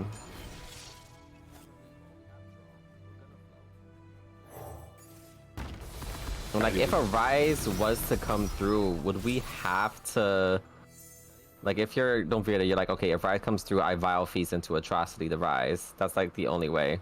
But even then, that's like so risky because there's so many answers they could have. And you're spending your entire mana pool for that? Oh, cashing in? Cashing in? Cashing in right now. It's going to be a homecoming. And the fact that this what about atrocity... Oh, Frostbite too. Yeah, no, that also is just a even better option, because then you don't have to worry about the Nasus. The Nasus just ends his own life here with the Atrocity, and you don't have that on board anymore. Now you do have the Thresh that is pulling one from the deck later down the road here, but you've lost that finisher piece now. You're losing not only a copy of Nasus on board, which is a massive threat, but you're also losing an Atrocity in the same stroke. So that is the much better play to go for the. I was just thinking like, oh yeah, recall. We keep the Nasus off the board. We're doing great. But no, that was definitely the better play. I mean, we have a fearsome blocker. We're still at 8 HP. We have what? 1, 2 stuns, 1 recall. We have plenty of draw. Like, yeah, we cash in our draw now. See what's going on. Where is he? This. All right. Oh my gosh. One of our TOs behind the scenes just said this is one of the first times that I've ever been rooting for Rise. Like, how do y'all play like this? This is so stressful. This is extremely stressful, dude. Another 3 sisters. We can't recall Thresh because we have enough mana to play it. We'd have to entomb. But is that even worth it? I think it is, because you don't get the other Nasus from board. Gotta wait, then we basically say that's a 2-turn problem, 2-turn later problem. 7 minutes on the clock. Surely we'll draw on Rise next turn. Surely. I feel like Batman. You know, you ever seen the third movie of the Nolan Batman films? I'm not sure. I don't believe I have. Oh, okay. You probably Continue. wouldn't. I was just gonna go like, where is he? Oh, that one? Okay. Where's Rise? You just said that. I would have said. Number 3, what's it one? Where is he? Oh, that one. Yeah. Yeah. I feel about this matchup is like, where on earth is Rise? He is the final piece of Exodia that Kaedoo needs. See, there it goes. Because there's just not a whole lot else happening here. Sure, you recall the Thresh, but he just comes right back and he's bringing his dog too. Okay. So I mean, we have another fearsome blocker that's gonna come out if we play a spell, right? No, because if we play a spell, yes. I was thinking of playing the Shard of Reverence, which would also get the unit out, but predict is kind of nice. You know, look for Rise. Not gonna be able to play in this round though if you do play the predict, and it also limit our options pretty severely. Plays the Eye of the Dragon. Still trying to get those blockers out. All right, one fearsome is gone. Fresh poles. We got mana. We have mana. We have we have 2 mana, stun 2 units. Nasus does not have spell shield, and 2 HP is the name of the game. Oh my god! But now we need to find another shard. We're short 1 shard now. Yep, how we do. Oh, the only way that we'll find another shard is by getting Rise on board, and then hoping we draw into the last or next copy of I'm forgetting the name of the card already. Refresh my old man memory for a second here. Delve in the past. Delve into the past. Thank you. Oh, okay, Rise. Okay, Rise snapped that one off too. Like, we know that we have to play this now for the win. What is this? Homecoming, okay. But now we're waiting the last one. If we don't draw that, no, we have deep meditation. Nopeify. Hey, just in case. Alright, here's Rise. Is he the Rune Mage? I think he is. Oh my gosh. My name is Rise. I am the Rune Mage. 2 delves shuffled in. And only one way to draw them. So it's this or bust. Yep. Actually, hold up. The guy finds Atrocity. No, it finds Atrocity. It found Atrocity. Here we go. Moment of truth. Moment of truth. Oh, is that GG? We have nothing to deal with. All we have is the Vile Feast. You made us wait this entire time. Wow. I mean, it would have to be a Vile Feast into a Vengeance, but even then you have ways to protect Rise, right? Yeah. And I think just based off of the way that GnomuVerde was playing, Kaedoo is very confident, and correctly so, that they get to win that round out with Rise. Oh, and there is no Vengeance in the list, so I'm not even saying anything off of that. There's 0 Vengeances in this list. There's a Riot Negation. There's 1 copy of them. Might have gotten lethal for GnomuVerde at some point because of all the spells that Kaedoo was forced to stack in order to prevent lethal off of combats. But aside from that, 2 Atrocities. We found the other one off of the Predict, which still wasn't going to win because of Homecoming, and that is exactly what Rise likes to do. You stall out until you find all of your combo pieces and then swing for Rise at the very end of it. It's just a matter of finding that final champion piece. And really had us on the edge of the seat there for a while. Listen, I hate doing math in those scenarios because I'm just too nervous to think. But like I feel like a lot of players have the sentiment that we do not like Rise. No bueno. Get that, don't like it. Sure, it's a nice little meme deck to have, but like when the meme deck is good, it's like this just one shot me. I'm doing everything right. I got all my cards. I did it all. My Gnosis is 15 damage. What's going on here? Why am I not winning? But I mean, it's Ionia, right? It's the power of Rise Ionia, being able to stall with all of these spells, whether it's recalls. We have like the little chunk blockers here and there. Eye of the Dragon is really nice. And we just saw how expertly Kaedoo played that. And like, mind you, GnomuVerde is duking it out. Like this, these are 2 very strong players who are like really meticulously trying to make sure that they're keeping track of what cards they have, what cards their opponents have, what they could do, how can I get lethal here. And like we saw the fearsomes, like if at any point the fearsomes hit, it was a wrap.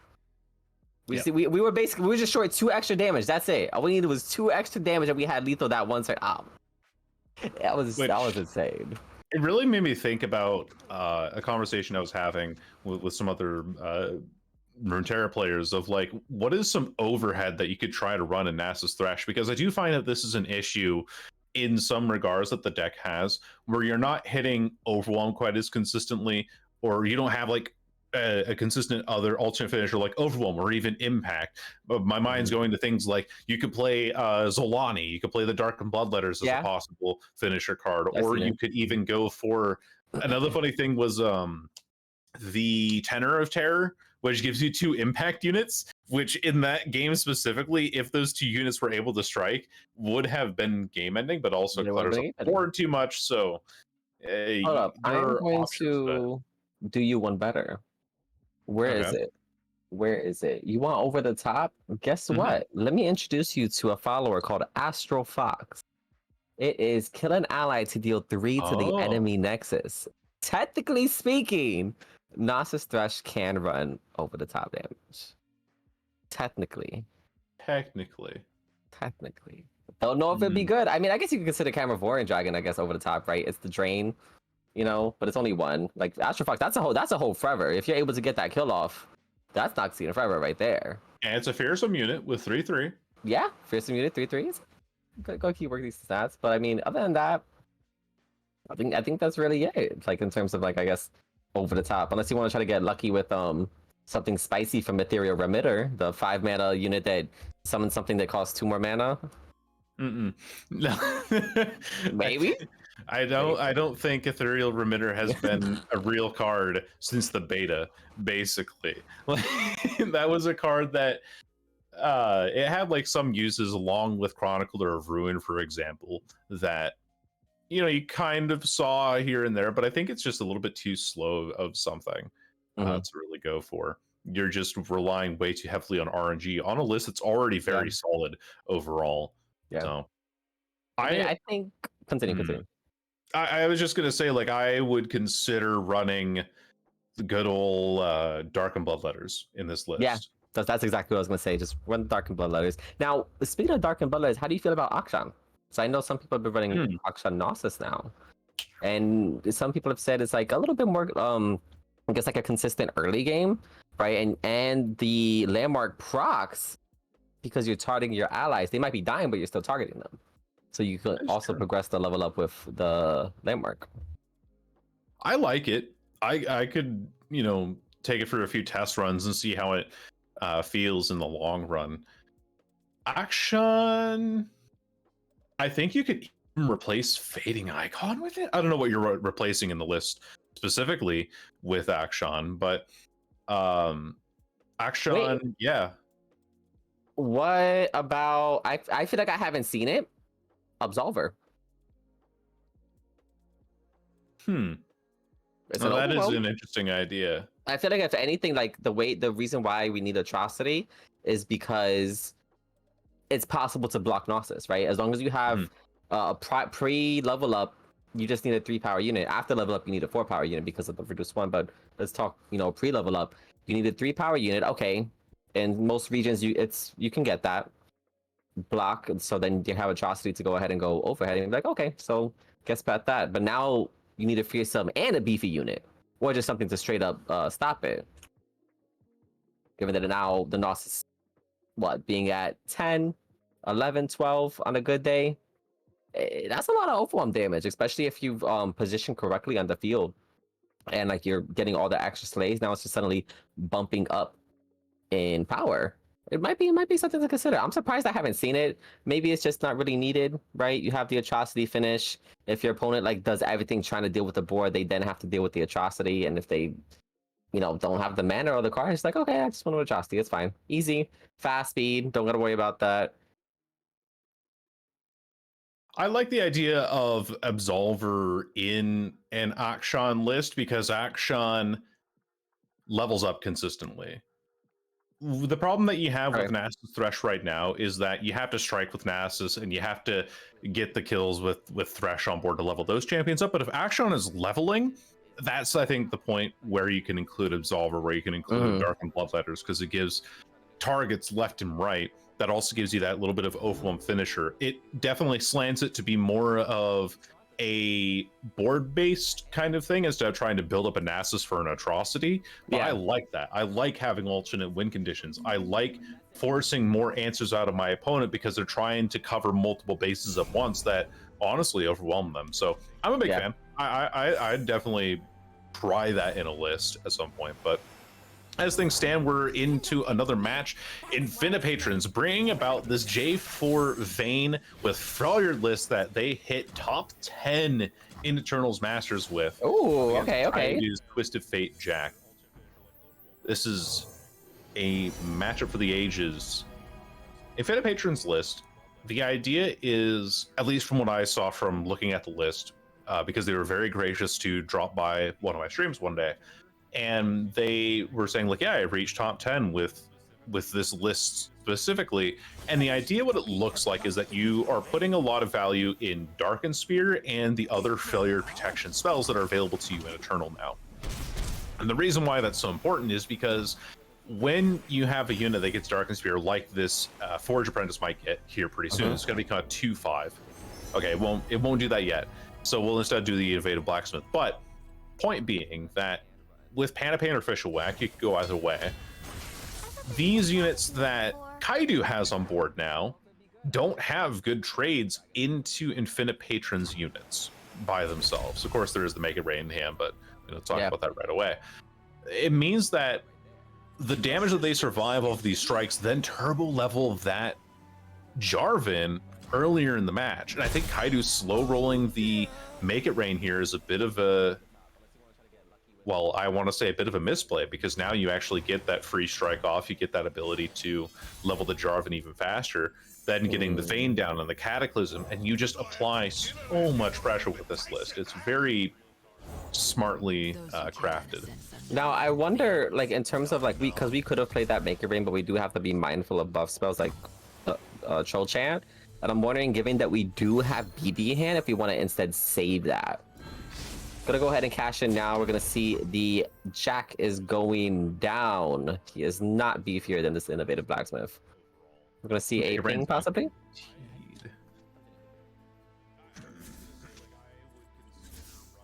Oh, Onto the vein. I was thinking of saving the Jack, but this does it just perfectly. I like it because you already know that Vayne is the engine for this deck, right? It's being able to use that tumble on a defense turn and then have J4 just simply come out and wreck whatever the attack would have been for your opponent. We're one turn away from it. That's gonna draw J4 drags the strongest unit upon summon, so we do have to worry about putting BB down. We might need to have a bit of a chump blocker out like Jack to take that initial hit. Taking 10 damage in a list that likes to rally a lot is it's definitely a scary decision. It's very reliant on the idea that you can eventually get this BB down on board and it'll be able to burst lethal infinipatrons because you're not quite so worried about the combo pieces they might potentially have. But that is still setting a dangerous precedent for, you know, the pressure that Demacia's allowed to apply to control it, right? like we're familiar with it, right? We know exactly what very. Demacia is capable of. And this isn't just a regular Demacia list, right? This is the Demacia list that has access to Overwhelm. And we've seen what Cataclysm does with Overwhelm. You remember, Alawi still exists, right? She may not be popping off in Eternal, but we for sure know what kind of power that has. I'm very glad that you say that it's not popping off in Eternal, because this means that I can still bring the sauce this weekend. So that's good. True. No one expects the elusive Alawi.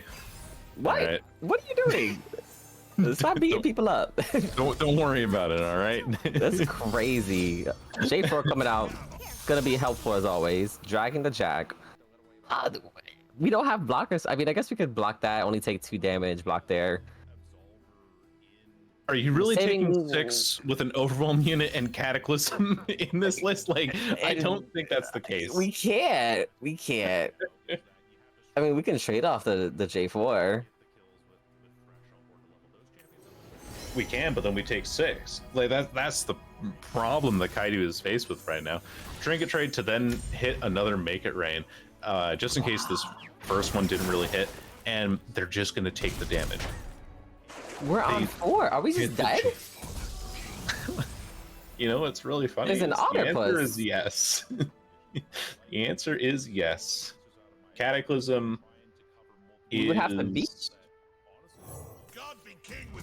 I think the one thing that saves Kaedoo in this specific scenario is them finding Wallop off of that Trinket trade. But because of the Overwhelm weapon that was rolled off of the Innovative Blacksmith, taking that 6 damage and choosing to not level the J4,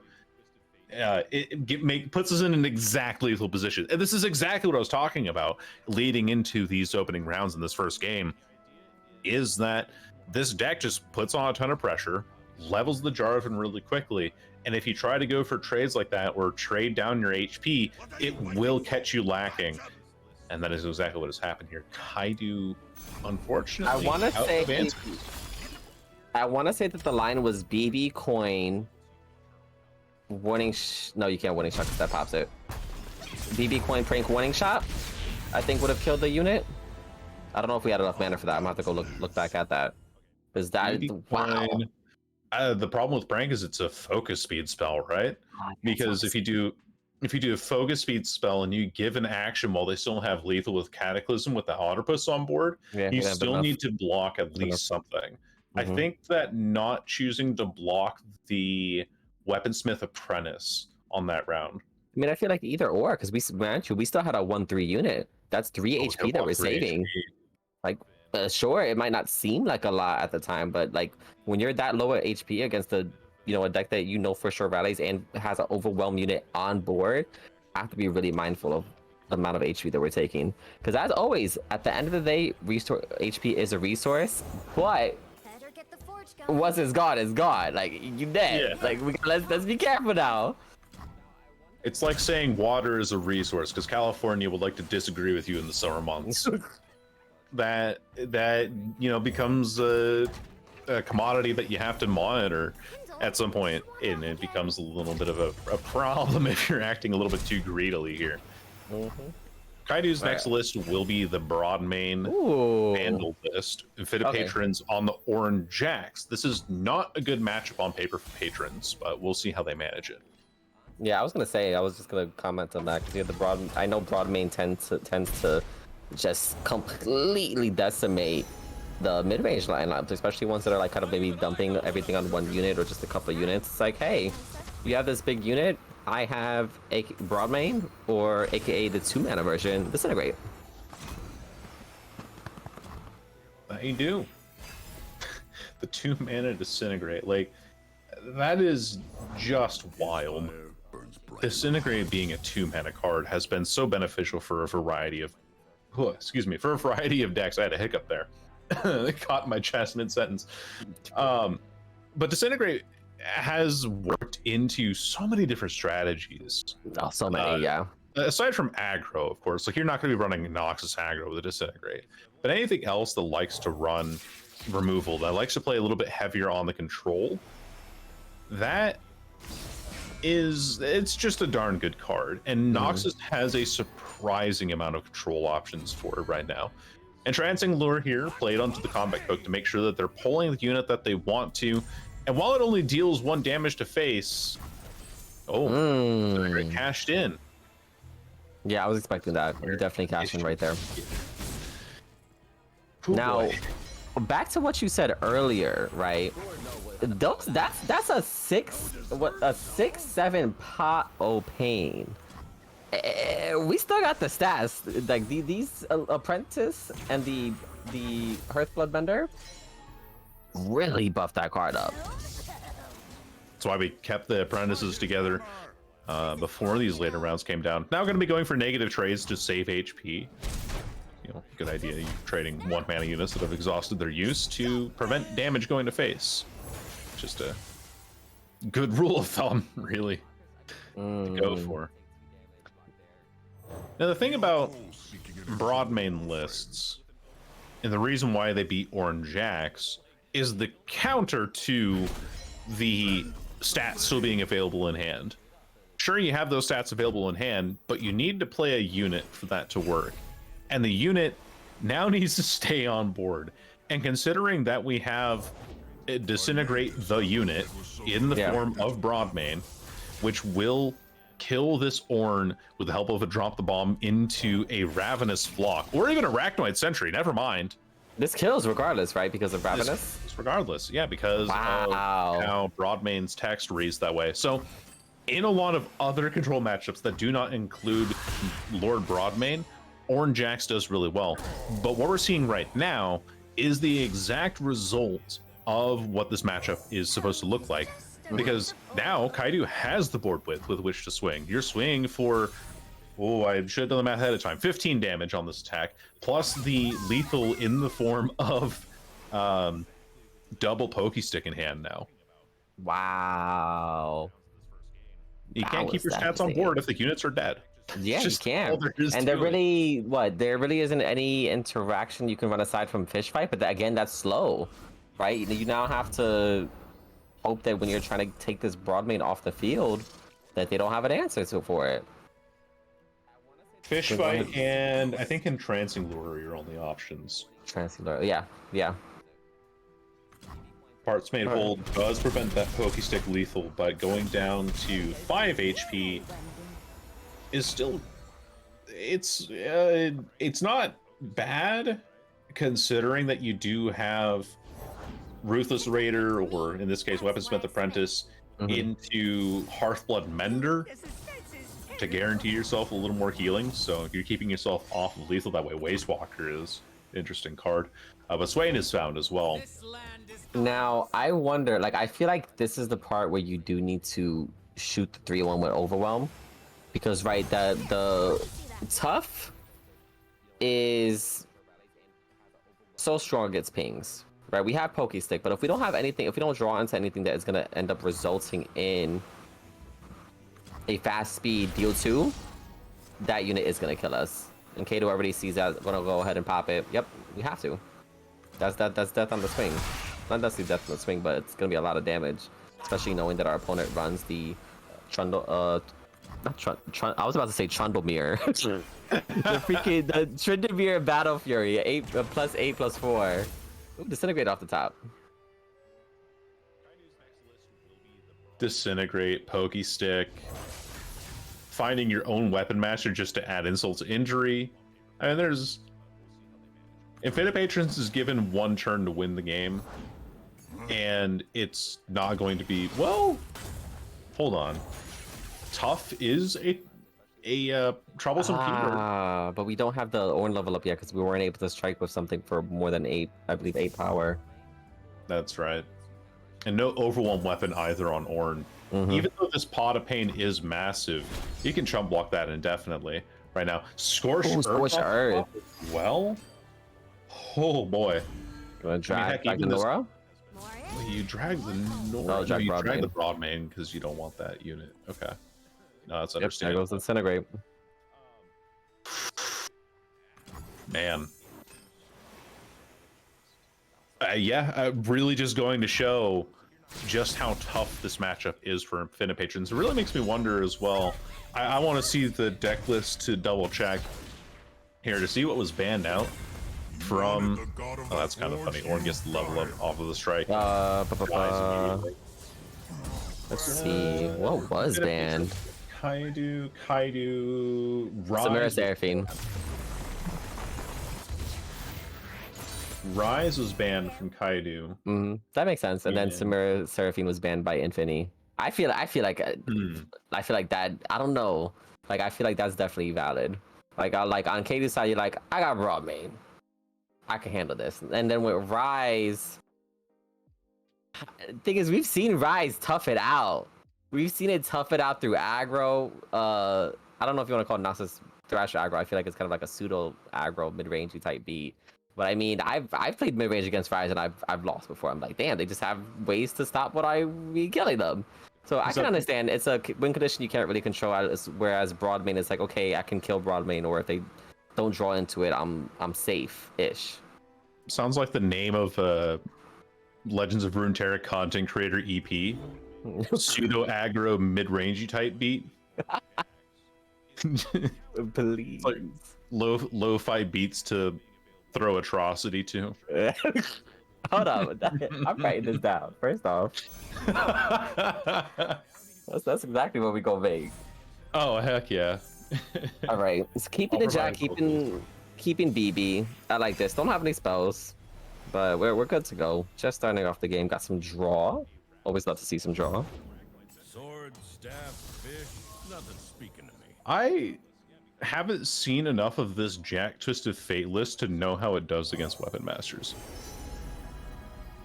I mean, I'll say this because we've already watched games where we understand that Jack Twisted Fate kind of can't really handle big things. Like if there are big stats on the board, it just doesn't have the interaction for it. We know it doesn't run heavy metal. We don't have any way of destroying equipment. Okay, if the equipment's suddenly getting big, it's like, okay, I don't know what to do about this. I feel like if anything, you're hoping for either a BB finish that results in a one shot with a warning shot, or a Shelly go wide. If you're able to get the condense off.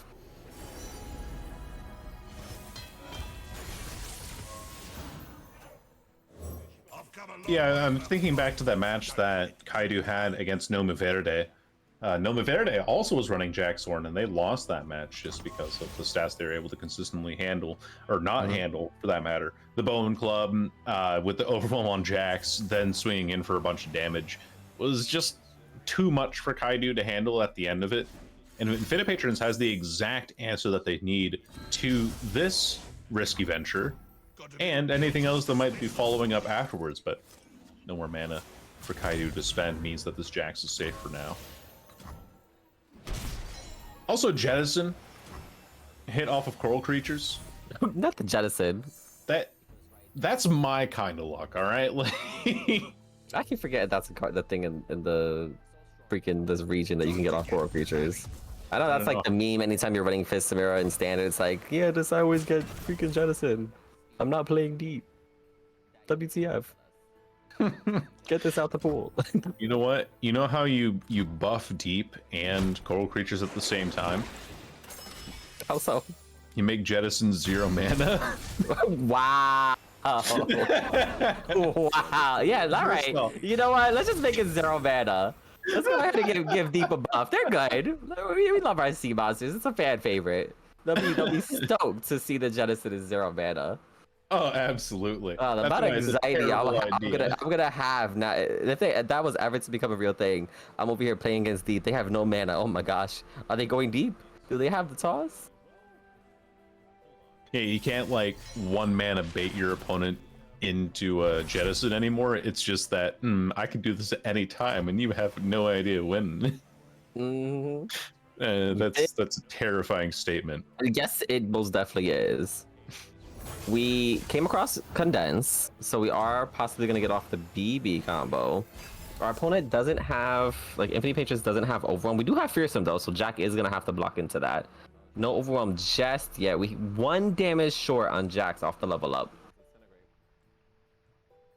There's also no way to buff our units. Whoa, Troll Chan actually just sticking the 6 damage. We're trying to make it so that there can't be anything being blocked here. No, what do we? Wait, what do we? Oh, we just played catch outright. We just want to get the damage for Jax for the overwhelm hit. Yeah, we're feeling like this lethal right here. It's like if you don't block, that's lethal. Wow. Luckily, there is no burst speed overwhelm in this region for 3 mana. And like we stated before, what you see on board is what you get in terms of damage. And what that is in this case. I'm freaking silly. I'm over here looking at why are we going down to 1? It's because he levels in the middle of the fight and has overwhelm. Correct. Yep. I mean, a coral creature's block would have been better to prevent more damage to face there, but I mean, 3 HP versus 2 HP. You're playing against a deck that just wants to hit you with units. What's the difference? Not a whole lot, to be quite real with you. Condense, Coin, Jettison, Make It Rain, Pokestick. I mean, they're all. I could just list off all the spells that are in Kaedoo's hand. All of them are viable for trying to get this Mischievous Mirai combo off, but it might need 1 more turn for it to be turned into something lethal, considering the HP that Infinity is sitting at right now. I mean, could we go to kill the units on board instead? No, but we have Light of Acacia. That gives it overwhelm. Now it's a whole tough unit. We'd have to get up to 8 if we want Make It Rain to kill something. And I don't believe we have what? That's 2, 4, 6, 8. Oh, I guess we could do it. We'd be dumping everything though. You have to Coin, Jettison, throw a Pokestick, and a Make It Rain before you can Pie Toss to kill it. So you would have to throw everything. Jack is going to punch in for a little bit of damage to make this coin a little bit more valuable. Get for 4 damage. I don't think infinipatrons wants their... Oh, I see. Swinging in with Jack to get another coin. I got you. Another proc. Yeah. Okay. You know what, Kaedoo? I respect it. I'm sniffing what you're stepping in. Like What? I get what you're putting down here. I've heard some very weird variations of that. That's one of them. The other one is I'm mopping up what you're spitting. What? I have not heard that one. That's crazy. You know, the path to strange improv is one that many would consider unwise. All right, Make It Rain here. Hitting everything! Look at this! Wow. This is the condensed BB! Everything is gone. We are on 2 HP, no warning shot, so we know we're not going to get killed by this at least. We have overwhelm units in hand. Can we say, how much is this dealing? Yeah, Troll Chant. You can say it with Troll Chant, but it's like...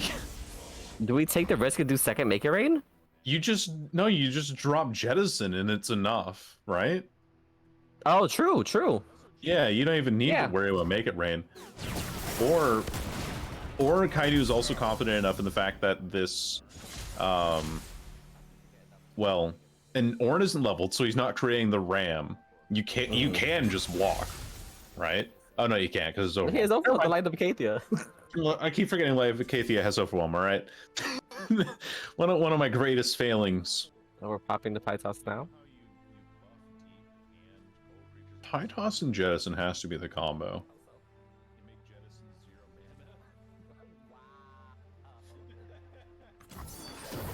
We have to get to 5. The silence you hear isn't that I'm dumbstruck. It's just my Mad. brain is doing math and it doesn't like keeping up at this rate. Okay, I see what's going on. Deal 2, deal 2. Oh, because deal 3. Okay, yeah. Makes sense. It's just Now, the only thing is with that, I mean, it's not like we had a choice, but now we don't necessarily have. How many spells do we have? Can we go to face with a pokey stick? Probably not just yet. We're gonna have to deal with whatever units come on board. Kindle, did you wander off again? Patrons does have the attack token this turn too. I don't So think we that can is afford to something- play. Yeah, that they have the attack token. I was gonna say I don't think we can afford to play BB again. No, you just have to keep removing these units here. Mm-hmm. For example, you have to remove the Ruthless Raider now, which is going to happen thanks to double PV on board. Condense is a very good card. Man, that Make It Rain clearing all 3 of Infinipatrons units off the board. It just had to hit Nexus one time. For that Truthfully, that's all it needed to do. We don't have time to play the Bone Club. No catch to play the Yo, double BB is nuts. we tried with the Pokey Stick and with the Make It Rain. Good Oh, lord. Orin's coming through.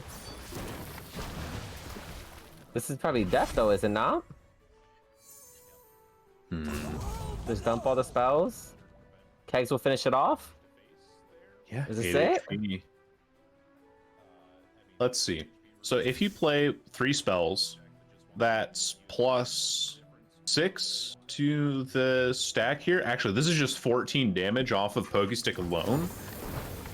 So you do first Pokey Stick, bring your opponent down to 3 HP with this combo here. And then Pokey Stick again for lethal. Because it deals 1 at base, 2 BBs gives you +2. Is then 3 damage to face. Kaedoo gets away, steals a win away from Infinipatrons. You know what? Wow. Sending him off with a 3rd Pokey Stick. That's nuts. Wow. That's a combo. Like I've seen the Shelly version. The BB? The BB? People still forget that I feel like after the whole kerfuffle that was trying to go into Eternal format and Standard format, BB kind of got lost a little bit in the sauce. We saw it at the start of the Jack Reign, because you're like, oh, coins with BB, and then you can then combo BB in Bilgewater with was it Bandle City back then? I feel like Seraphine. I feel like it eventually went into Seraphine. Jack built over what's it called? Bilgewater. And I think the combo was like you wanted to deal with if you wanted to deal with aggro, you ran Caustic Rift, because like I mean even mid range, truth be told, like you play enough spells and if Seraphine's level is like suddenly you're wiping the whole field for 4 or 3 mana. That's why they had to nerf it, right? That deck was running it, Karma Set was running it, but BB has power, and like I'm sure some of us have seen, especially in like the pre-tournaments when that action deck was like being ran, you can get lethal with Warding Shot. Especially with Seraphine, it's just cast. Okay, Warning Shot, pink, dead. You took the biggest bullet to the face. Yep. At burst speed, it was ridiculously powerful, and it's still putting up numbers and results to this day. You have in that specific matchup as well. I think that aside from if we ignore the Make It Rain hitting the exact units that it needed to, like all 3 of the units on the board, which was insane. I think that Kaedoo played it to the best of their ability in the sense that they knew that they had to get that second BB out on board. That was a certain priority. And also knowing that they had the spells available to back it up. I think that very much plays into the mindset of that we sometimes need to approach to this card game is that, look, there is one way that I win this match right now, and there is one way that my opponent wins this match, and there are some cards that I just can't play around, right? And so if you think in the sense of like, I can't really play around this deck, or I can't really play around this card, I can't really win against this card, you need to play to your deck's strengths. And that is what we saw Kaedoo do. They played to their deck's strengths, and it also just happened to work in their favor quite well. So real overall, I'm not trying to like take away from Kaidoo's achievements by saying like, wow, you hit the luckiest make it rain of your life. I think that they played with the mindset of, I need this make it rain to do something really good for me. Otherwise the match is just over. Because if it missed Ornn, match was over. That was it. Yeah, like you just don't have the damage for it. It really was. Like, and like that's something that, you know, it's a conversation when you're playing in like, you know, tournament settings, even just, you know, ladder, whatever the case may be. It's like there are certain games where you can't really play to lose. You gotta play to win. Like you can't play to not lose. You gotta play to win. Like going to your strength is where you have to go. You know the power. You play the deck. You understand. Okay, this can happen. If this doesn't happen, maybe there'll be another out. Right. In this case, you know, we went down to 2. Had the concept like, okay, I'm okay. 2 is not dead. 1 is not dead. We've seen time and time again how many games are they players, you know, survive on 1 in our tournaments. They just survive on 1 and they keep it pushing. They're like, yeah, I'm not dead. It's just like, oh man. Now we're gonna over here and looking at Kreizzy versus Megaporus. Megaporus won the very last tournament that we had. This is going to be a doozy. I believe both of these players are on some pretty aggressive lineups too. Oh no, never mind. Kreizzy's on a kind of mid-range combo-ish set of decks here. Yeah, I see. Hold on, that's a lot. That's a weird one, actually. What do you say? It's control? Well, Control combo? I want to say, okay, Anti-Katarina is control, but Jaxorn and Samir Seraphine are more mid-range. Mid-range? That's the thing that's psyching me out here a little bit.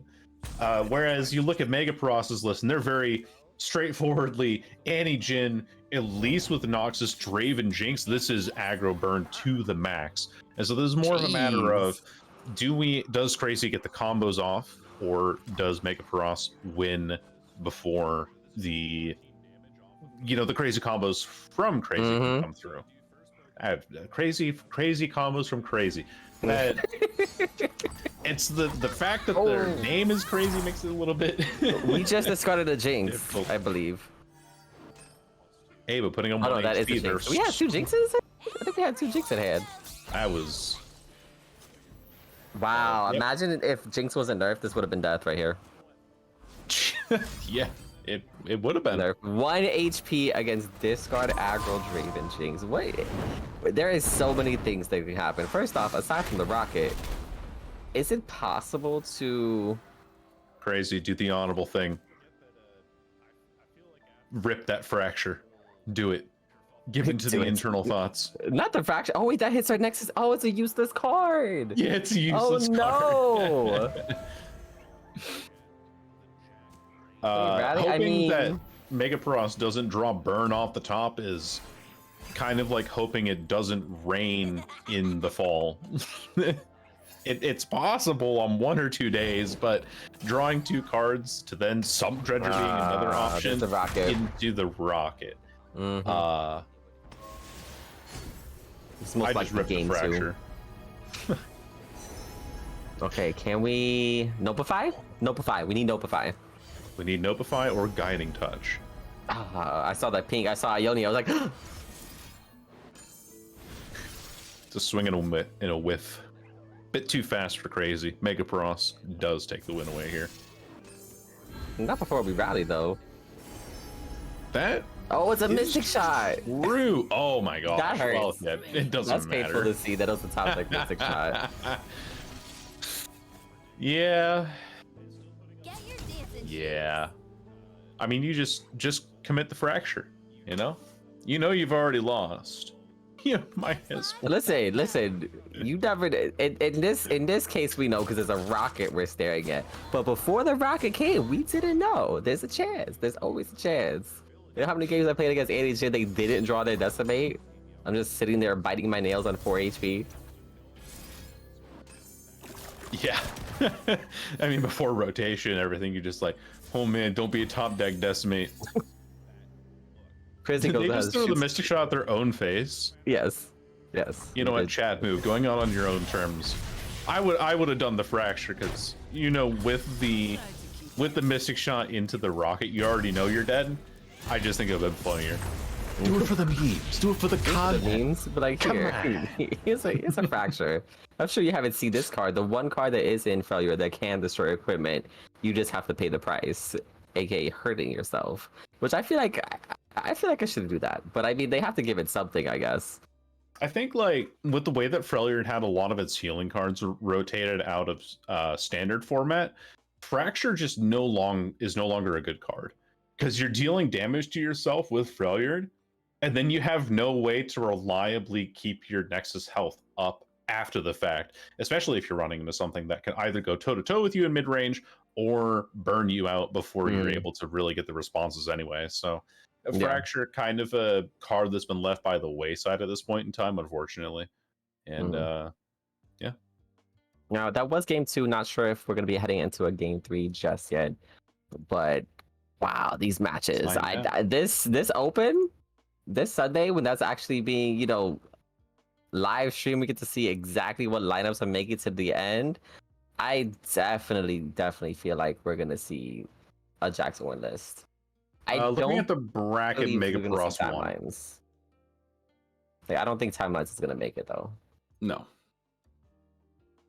I think, like we mentioned earlier, the tempo that Timelines is on at 2 mana now doesn't allow it to stick in a lot of formats. It just kind of floats. It doesn't give you that kind of same 1, 2, 3. You're just counting to 5 and then killing somebody on turn 5 with the Risu the Silent Storm. You now have to play turn 2 to play a 1 mana unit to then play on turn 3. It's a little bit too awkward, I think, compared to what the deck likes to do. And so if your win condition is based around a awkward card in the early game that needs to be in the early game, you're kind of bricking your first 3 turns now because it's just sitting there right in the middle for no reason. I can see it. Because especially if you have like other things that you have to deal with as well, like on those turns. Like I feel like I guess depending on what deck you're playing against, because if it's Karma, like forget the first 5 turns. We're passing, baby. We're passing. I don't need to do anything if you're not doing anything. But compared to aggro, it's like, ooh, they kind of played 3 units already. I don't know if I can afford this. I might just have to do my own little chump blockers. And at that rate, you might lose out on the value that might come from that one particular unit that you need that chump block as, where it would have been better off if you had contributed it to the timelines. We are going to go ahead and go into the next match. We are going to see Kaedoo versus Angelo 2S. Now, we did see Kaedoo's lineup already. Let's go take a quick look at Angelo. Speaking of timelines, we are running the BC PNZ no champions. Let me double check. Yeah, no champion version of timelines. Jaden Samira Scion and then Nora Twisted Fate Fizz. That's like we are currently fighting.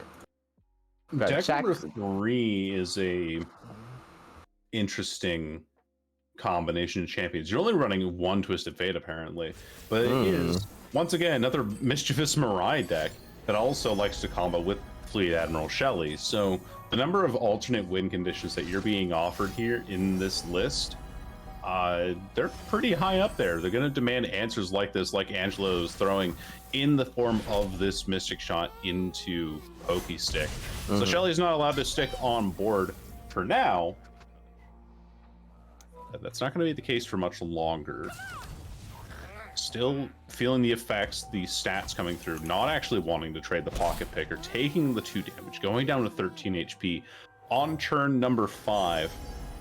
Is this the point where things start to fall apart for Kaedoo, or will Angelo 2S stumble at the end here? We'll have to find out. I need to check something real quick. Can't see past it. There we go. Oof. What do we do? What are we gonna get?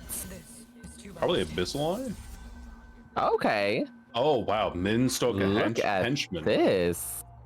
Wow. A card that creates a card. No, I tried to make a deck that was these henchmen, but they were elusive. That way I can always just get them over and over again. Didn't work out. You Wasn't could good. probably do what, a Sumpworks map list or a Ghost in Ionia list. Yeah, it would have been something Your like that, I two believe. options. You know what? I tried it.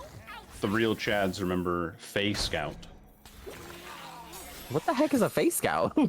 It's a card in Ionia that has the text of play, grant, an ally elusive.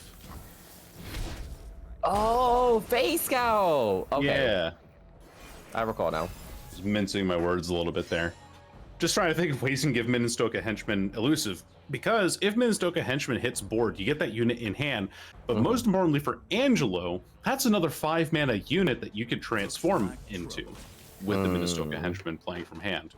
But being denied the hit to Nexus there is most reasonable. Kaedoo swinging in with the Twisted Fate doesn't want to lose the larger stats.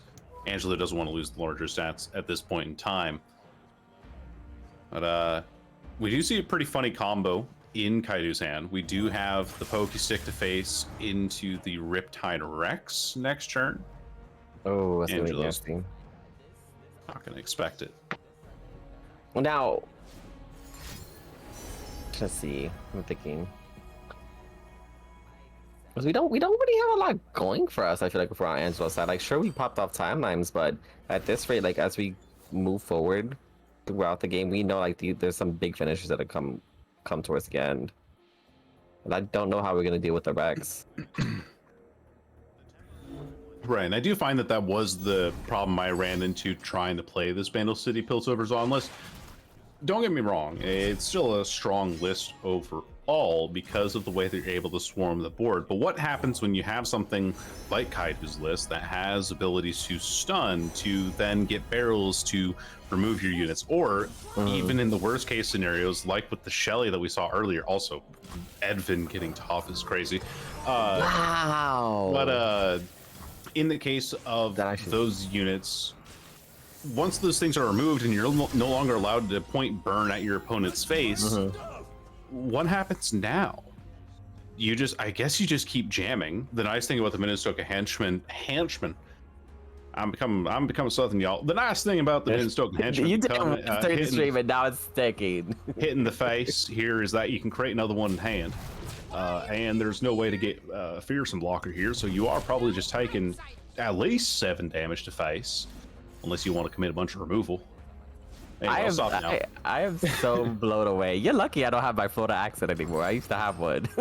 Oh, really? Yeah, but living in the Bronx for some years, it's my voice has Sure. definitely shifted.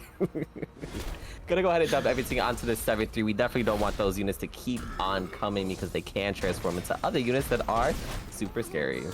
This Crimson is really gonna put in work. Unfortunately, we do get the unit that deals damage to everything, so we'll lose the beard. But the ToF will allow us to get another unit in hand. Dang, ToF was such a good one to get. Like, I'm looking at that, I'm just like, wow, like that's like, if there's any keyword you want on that unit, it's ToF. It's like Scargrounds, but not actually terrible. Nothing more exciting than unsolved mysteries. Real Scargrounds. Assembly Bot. Okay, that's nice. Now that's interesting. I'll do a thing or two. Can grow. Becomes a 2/2, becomes a 3/3. Depending on what else you want to throw here. Now, okay, no, we played it. Okay, I keep looking at this Resu. I'm like, how do I have Resu in our deck? And I'm like, wait a minute. no. Dwindle. Yeah. Twisted Fate not allowed to exist. Neither player very keen. Well, I think it's just mostly been Angelo dumping all of their spells at the win conditions for Kaedoo. And understandably so, you don't want those combo pieces staying on the board. And it's been Oh, here we go. back and forth. Uh-oh, big man. Riptide Rex. I mean, all we need is condense now. Like this is the third combo, probably the least common one that you see because it's normally either Shelly or a BB. But if you make it all the way to the end of the game and you have it, Riptide Vex is a great one. 1 mana Riptide Vex. Let me just like, oh my gosh, so strong. But I understand not running it as a 3. I just probably want to only as like a 1-up. It's like, yeah, I get there. We'll go ahead and going down to 9. We can block. Would have to use the unit. Wouldn't be surprised if he decides to go for a ping. No longer can, except if we use Zig's bouncing bomb. And then we do. Bouncing bomb to remove the assembly bot. And with the removal of the Crimson Curator there, it's going to give Angelo a different unit to play into. Ural Captain is something that is played, but we don't have discard to get the Flame Chompers out on board. We'll have to play that from hand directly. And this does give Kaedoo opportunity to just open swing if they want to with the Rex. But like you mentioned before, we could also just try to save it for a condense. We're not going to. I like going for the swing because you know the power of Yoro Captain. If we're starting to play other units and they're, you know, lower in power, they are going to get buffed. And you don't really want anything to buff. Let's just go ahead and trade it. Get that out of here. We see a majority of our opponent's hand, if not all. We're only missing 2 cards. There's a bunch of equipment, some pings. Little chompers. Ooh, House Spider for an extra unit. No, it doesn't work like that, does it? No, never mind. Disregard. It doesn't because of the transformation here. If it did, though, I know this. Everybody would be running Samsans. Like, if we were running it before at 1 mana, running it at 2 mana, but all summon effects like are activated, that would be nutty. I think we'd see a very different list, actually, if summon effects were a thing. For example, summon effects off of transformations. Well, I don't know, it's kind of hard to gauge. It's kind of hard to gauge at that point. It'll probably be probably different. Matter of oh, look, we ended up getting the condense. We have double condense now. Okay, we may not be able to do the oh, going for it. I was gonna say we might not have been able to do the Rex, but we can do Risu the Silent Storm. And that's already a 1/3. Like, we don't care if it becomes a 1/1. What we really want is that 7/3 with 3 impact. And because they're 1 mana copies, Kaedoo has lethal? No, board space is a little bit of a concern. So condense number 2, then plays that. You can't play another right now. Have to remove your own unit, but I don't think it would matter too much now because of how wide this board actually is. But funny enough, if Angelo does choose to remove the Stormcloud with 2 HP before the swing goes through here, or even the Risu itself, that will be, well, as they say in the business, a problem. Hear me out. You Perilous Pastry your own Risu the Silent Storm to make board space. This all we got? Hey, I've done more with less. Because you need the impact to go off, and you there's only 1 card in hand. You see all the units. All right, goes for draw. I like the idea. Ooh, Pokey Stick. Pokey Stick. Yeah, no, I think I would have gone for the Perilous Pastry on my own unit, because I would have felt very smart about doing that. Too. Because I mean, I guess swinging wider and also not allowing your opponent to play anything else. Like, we're going down to 3. That's lethal in hand. Yeah, we're dead. Pokey, Pokey, 1 shot. Exactly lethal for Kaedoo. So where do you block otherwise? I don't think you have better blocks than this, right? Maybe they want to block the 2/2 instead? We can block the TF? Oh, I see, with the Flame Chompers? Yeah, Flame Chompers blocking Twisted Fate would be a lot better, for sure. Because then that necessitates the ping going on to the Flame Chompers instead. So I do think that this is the incorrect block you're going for, the Risu hit instead. Because you bring yourself down to 3 HP, you save 1 point of HP, and you're not dead to what Kaedoo has in hand. But because of that decision specifically now, We have exactly enough mana. We know exactly what Angelo has in hand.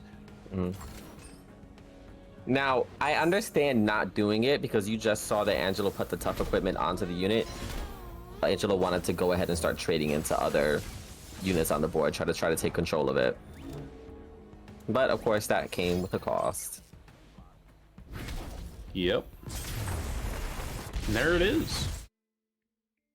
It's interesting list. I like Condense is an interesting card. I feel like Condense is stronger than Timelines. I want to say that. That's my prediction. That even though Timelines can be strong, I feel like I don't think it's as strong. But then again, like Timelines can like really do some nutty things, right? There are certain cards where, like, especially with the improvised units that get the equipment, like these units are big, and sometimes they're getting just a massive keyword, whether it be Overwhelm, Scout, even Fearsome. Like Fearsome early on in like the early turns can really be devastating if you're just the kind of deck that doesn't have Fearsome blockers. Speaking of not having Fearsome blockers, Rise is definitely one of those decks that can fall victim to that. Mind you, we do have Rise himself. Don't really want to block with him. And then maybe the Claws of the Dragon. Now, I wonder if Kaedoo's going to be able to get... We have double Delve in hand again. Like Kaedoo in the previous match again ended up getting all of the Dwelves, but we could not find Rise to save our lives. Regardless, we ended up defeating GnomuVerde after finding all of the tools for the combo. Have the Timelines on 2, but a Nopify. And this, I feel like, what do you do? Yeah, the Nopify in hand. And dropping the Otterpuss does still keep us at that 2 mana for Nopify. Angelo has to rip the Timelines because that's what your deck does. Kaedoo says you don't have access to that deck anymore. In fact, you have a really not great Swarm deck available to you. Oh man, like that hurts. Like that right there is what makes the difference, having to play it on 2. Because if you end up coming across Ionia, everything's just gonna get notified. I mean, thankfully, Kaedoo or Angelo is running more than 1 copy of Concurrent Timelines. This isn't like Sundisk, where you're only running 1 copy of your main win condition or your main deck synergy. So they can potentially find one here, even fishing for it with a Station Archivist. But not having it on 2, of course, it being 1 mana would have been great in this matchup because then Kaedoo wouldn't have been able to deny it.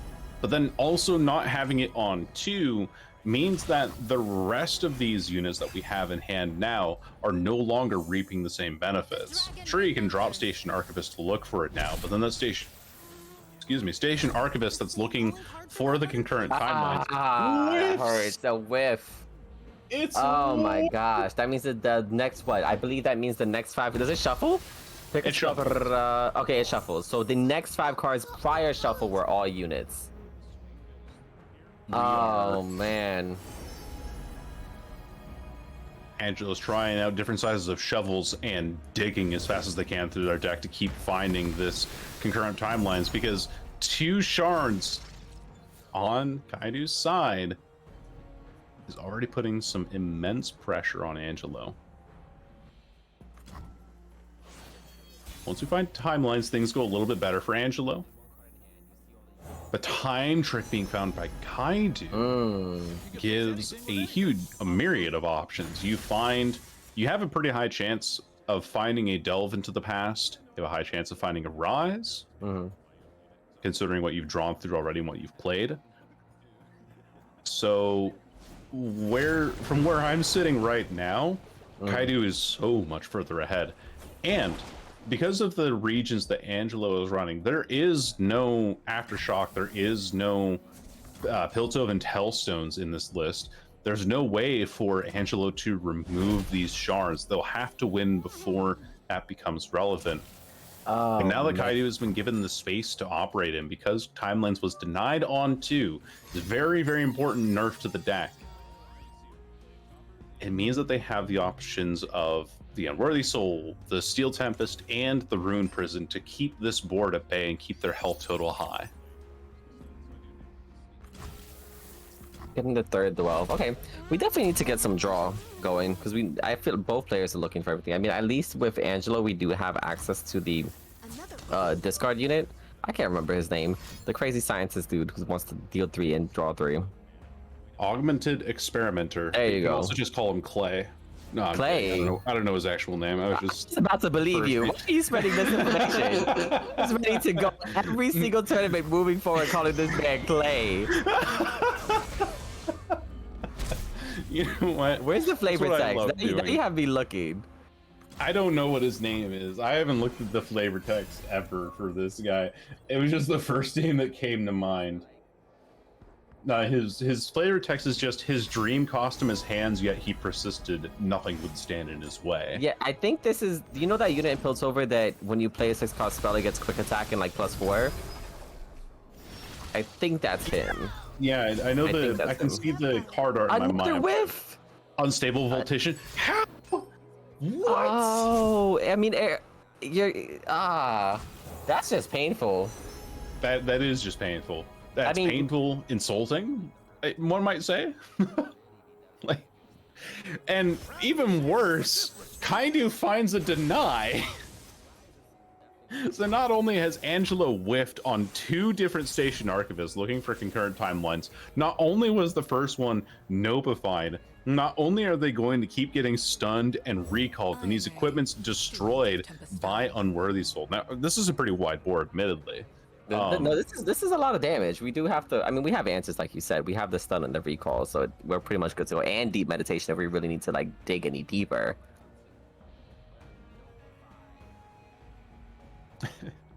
Just like you have deny on top of that, so concurrent timelines for the second time that it comes out here is not going to be doing anything. I honestly like ripping the deep med here because deep med can potentially find a delve into the past. Deep med could find delve into the past, could find a steel tempest again. Could even find a homecoming if you really wanted to do that. Just gives you more defensive options outside of the 2 that are currently present. And if you play deep med, you can still play the 2 that you have available. Mm-hmm. Kind of an awkward draw, though. I'm wondering, do Rise decks not run the stun card anymore? Which one? The one that Concussive summons a Palm? unit. They don't run Concussive Palm? I see Steel Tempest and lots of recalls. I feel like the recalls would work great with Concussive Palm. Maybe because it's a unit and they can kind of clog up the board. I don't believe Kaedoo's is running concussive. It's not running. A lot of recalls, like 6 recalls. Yeah, a lot of them. Unworthy Soul's a great inclusion too, because again, removing equipment from things is kind of nice. Finding that Piltover and Tellstones, which is just a 1-of in this deck, to remove the Storm Cloud was great for saving a bunch of HP and keeping mana intact. And Shard of Hope is played to get that little extra bit of healing. And hear me out. We have Entreat, right? Yeah. And right now, none of Angelo's units are capable of blocking a rise and killing him. A deny is played here. I like it. You don't want your opponent drawing into anything. You'd rather only deal with whatever their top deck is or what's on board. I saw what you were saying though, like deciding to intrigue, go for the rise instead. Swing with it, that way you can proc all of the shards again. Yep. Heals you more, gets the Rune Prison down to 1 mana. I don't know if we can stop this. I think playing Rise last turn was more of the play, because then you activate those shards. You can't get it blocked quite as often. Do you have the mana? You're doing 2, 3, 6, 10. You have enough to spend all mana on all of your... No. Yeah, you have exactly enough mana to spend on all of these defensive spells. So you're playing Rune Prison, you play Unworthy Soul to recall another unit, you play Homecoming to recall another unit, and then Frostbite, and you're still getting hit by 2. So no combination works there. I definitely think it was the Rise play, because you heal 2 HP, you still have all those defensive cards. The deny onto the Augmented Experimenter's card or skill, while it does prevent your opponent from finding more options later on, I think was better spent on burn that might have been going over the top later into the game. And just a bit of like a slight miscalculation. And also Rise not showing up until later in the game has proven to be pretty detrimental. There's a health potion, by the way.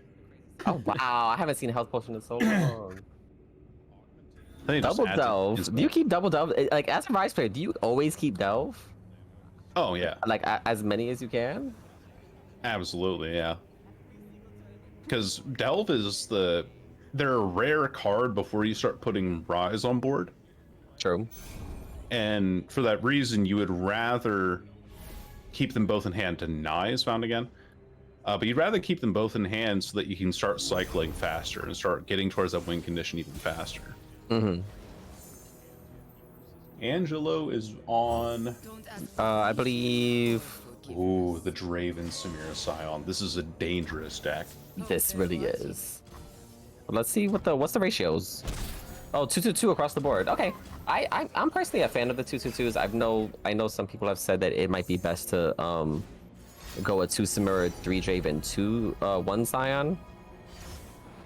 No, is that right? Yeah, because Draven might be more important. But then you can also draw into Draven with Draven's biggest fan. So I feel like you can get away with running less Dravens simply because of that. I know Samira just in herself is just powerful, being able to challenge a unit. Probably not as powerful anymore with the nerf. You don't get to put challenger on any other unit in case you want to like drag something off to the side. And we know Scion. Scion was the absolute menace when this card came out. So much so that every other deck was basically always running mini morph to deal with them on the spot. That's right. I think I distinctly remember as well that the Legends of Runeterra Discord has a community sticker, like an animated sticker, that is Scion's level up animation, but his head has been replaced by the mini morph Minity, and then the card when it comes out of like the animation is just the 3/3 Minity. That's so funny. It's a well-known meme at this point for them.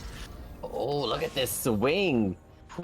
Are we going to be able to handle this? I mean, we have double jury rig, which is really nice. We're going to guarantee take 4 because we can't deal with the fearsome unless we're going to decide to recall it now.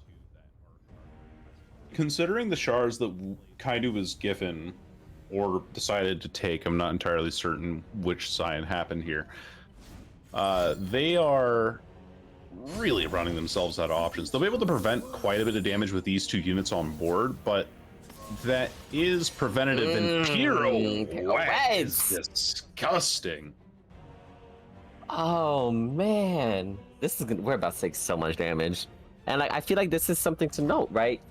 We understand that when Rise got that initial buff to the, I believe it was the mana or the cost. Well, actually, what the heck was the? Oh, when you play the Reverence, it gives you back all your spell mana rather than 2 mana. We saw how Rise just completely took over, right? And in the standard that format at the time, we just didn't really have like the means of dealing with it. Yeah, I want to say before. I think it was before rotation, if I'm not mistaken. Yeah, it was before rotation. And sorry, I'm zoning out. Yeah, it was before rotation. Sorry, I've cut you off entirely. No, I was trying to remember anyway. But yeah, what's it called? Before rotation, and we just like I simply didn't have the aggro at the time to deal with it. Yeah, I remember that Rise's biggest weakness at the time was Callista Nocturne and Noxus. It was fearsome spam. Oh yes, the fearsome spam. That was what you kind of tended to run over with it. I saw an interesting line in Kaedoo's hand. I'm surprised that they chose to pass, but you play Jury Rig, right, to get the unit on board at burst speed. Okay. Then you play Entreat. You're then down to 2 regular unit mana, so you play the Shard of Violence, which then activates the Shard of Reverence, refills your spell mana, and you still have the spell mana left to recall the unit to prevent the damage going to face. While also having this turn the capability to play Rise. There's some really interesting lines that Rise can play, and I think that the control player that I've tried to keep hidden has been screaming to get out. And this is an interesting matchup, really, to see how you handle Draven Burn, really. Managing resources and trying to keep your mana up so that you're not worried about this, really. This board is such a cause for concern. And Samira pulling the Dragon Link prevents the healing.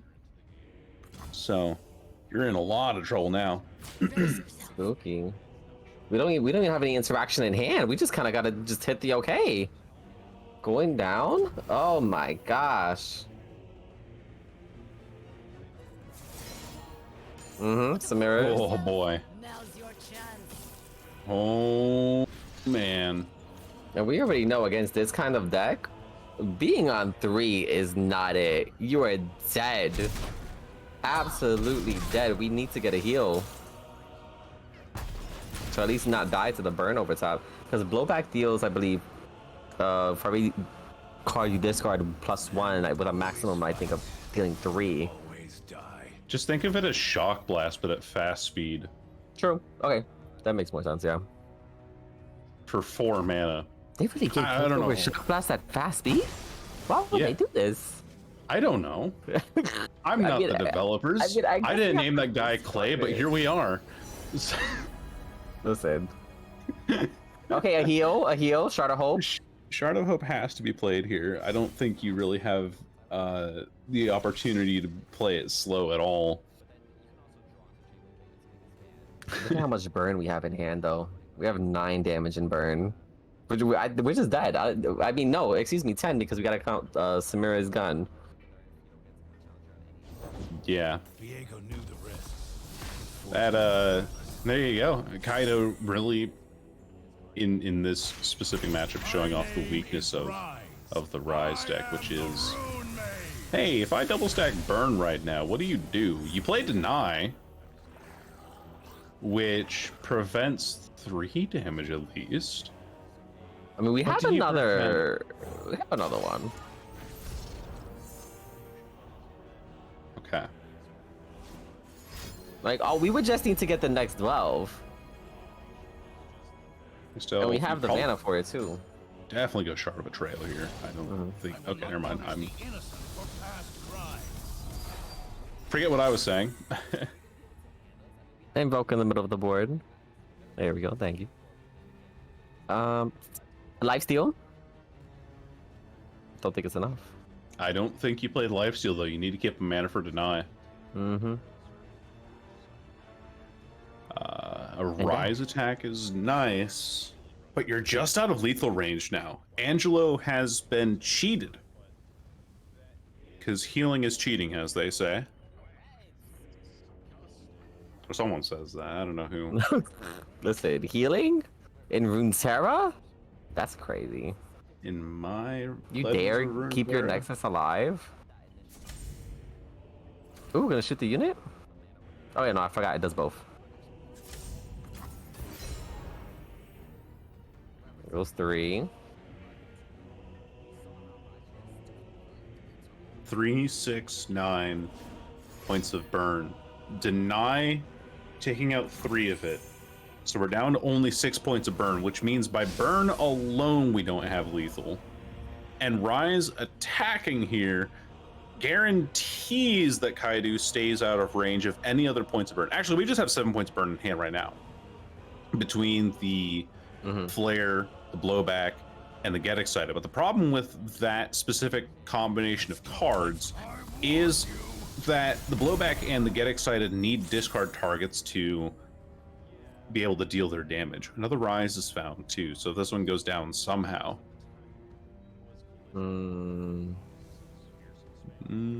Like, this Shard of Hope is big, and like it hurts because we do have Eye of the Dragon and the Fae in hand, but we just don't. We're not gonna be able to play it. Don't have the space to do so. Level the Samira too. There we go. Just how I like it.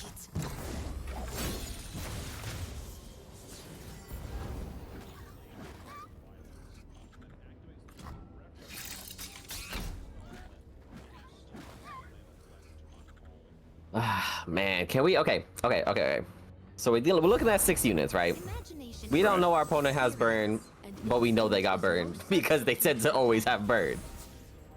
3 blockers. Okay, I like that. We did have to play something to make sure we block. We have 1 fearsome that we have to block. Samira's gonna... Oh, a Scion on the top! A Recall on the top. Do we play Scion or just go for it? Let's see. Well, we know that there's 4 ways to block here. Thanks to the Rune Prison in hand, plus the Recall. But still, Kaedoo is taking at maximum, or is still taking, what, 2 damage this turn? Again, still not dead, which is It's just... gotta be infuriating for Angelo to reach this far. It's like, do we drag with Samira? I feel like we drag with Samira. Okay, we don't. Pull the... Wow. Okay, I like the idea of not dragging, because even though we are going to lose Samira to the Rise, that is technically another point of burn. We don't drag with Samira because we're banking on Overwhelm off of the blowback onto some Dredger here.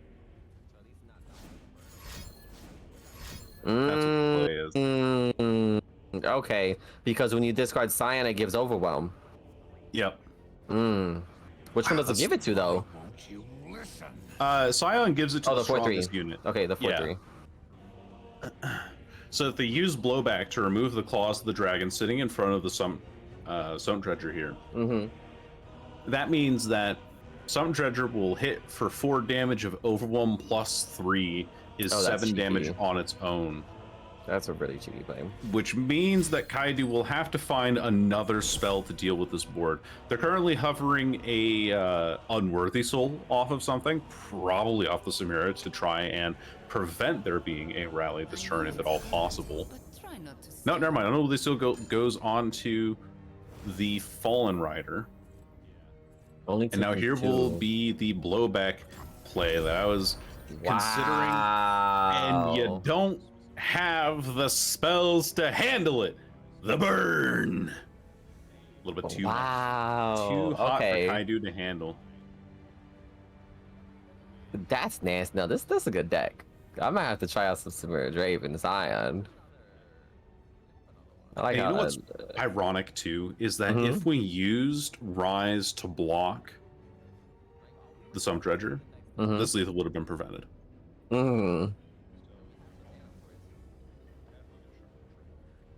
I feel like that passive effect with Scion, though, like I feel like you don't see it come up often, right? Because normally you want to keep Scion in hand because you don't want to like come by turn 7. I mean, I guess early you can discard it, but like once you're like on turn 5, you're like, okay, if I draw Scion, I kind of want to keep that.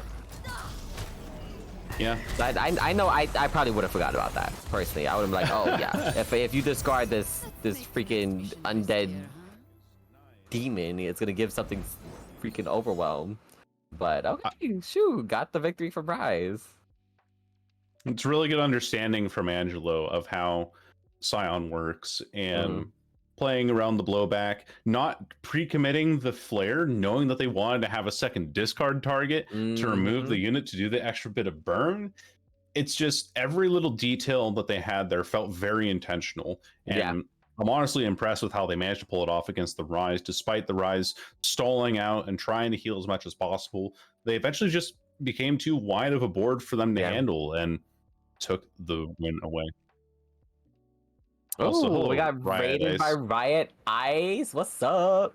I mean, you'll be seeing this 5 minutes in the future. Yeah, but thank you for because of the delay and all. But thank you so much for the raid. Of course. Listen, got happy to see Riot Ice come through.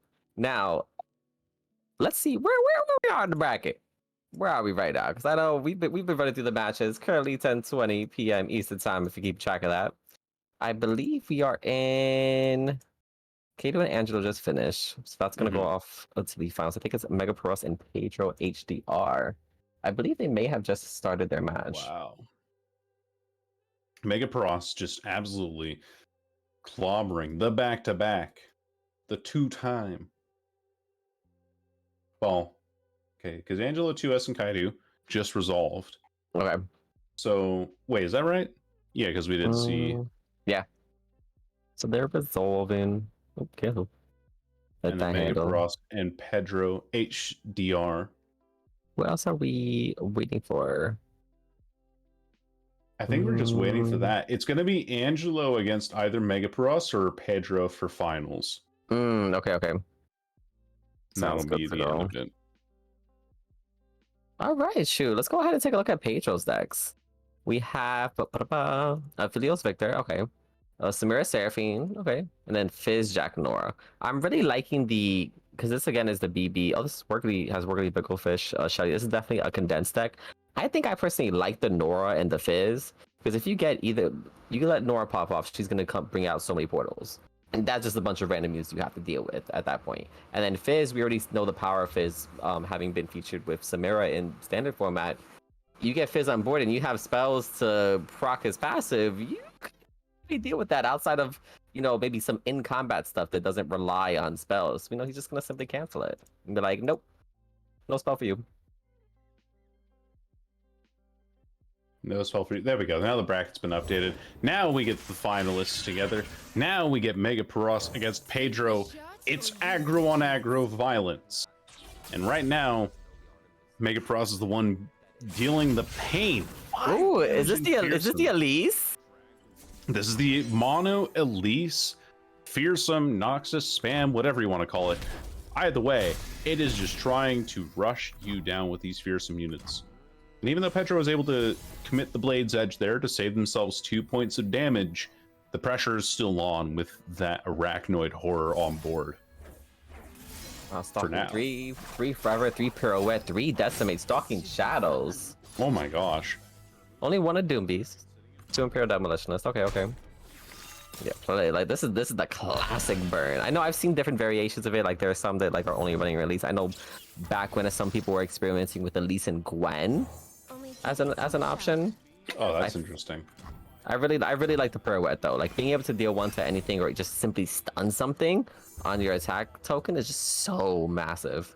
And like in terms of like Pedro's decks, like we know the Samira Seraphine decks, they don't run other followers. It's just Samira, Seraphine, and the freaking Plaza Guardians. So all we have are the spells in hand to try to deal with the board that we got to deal with.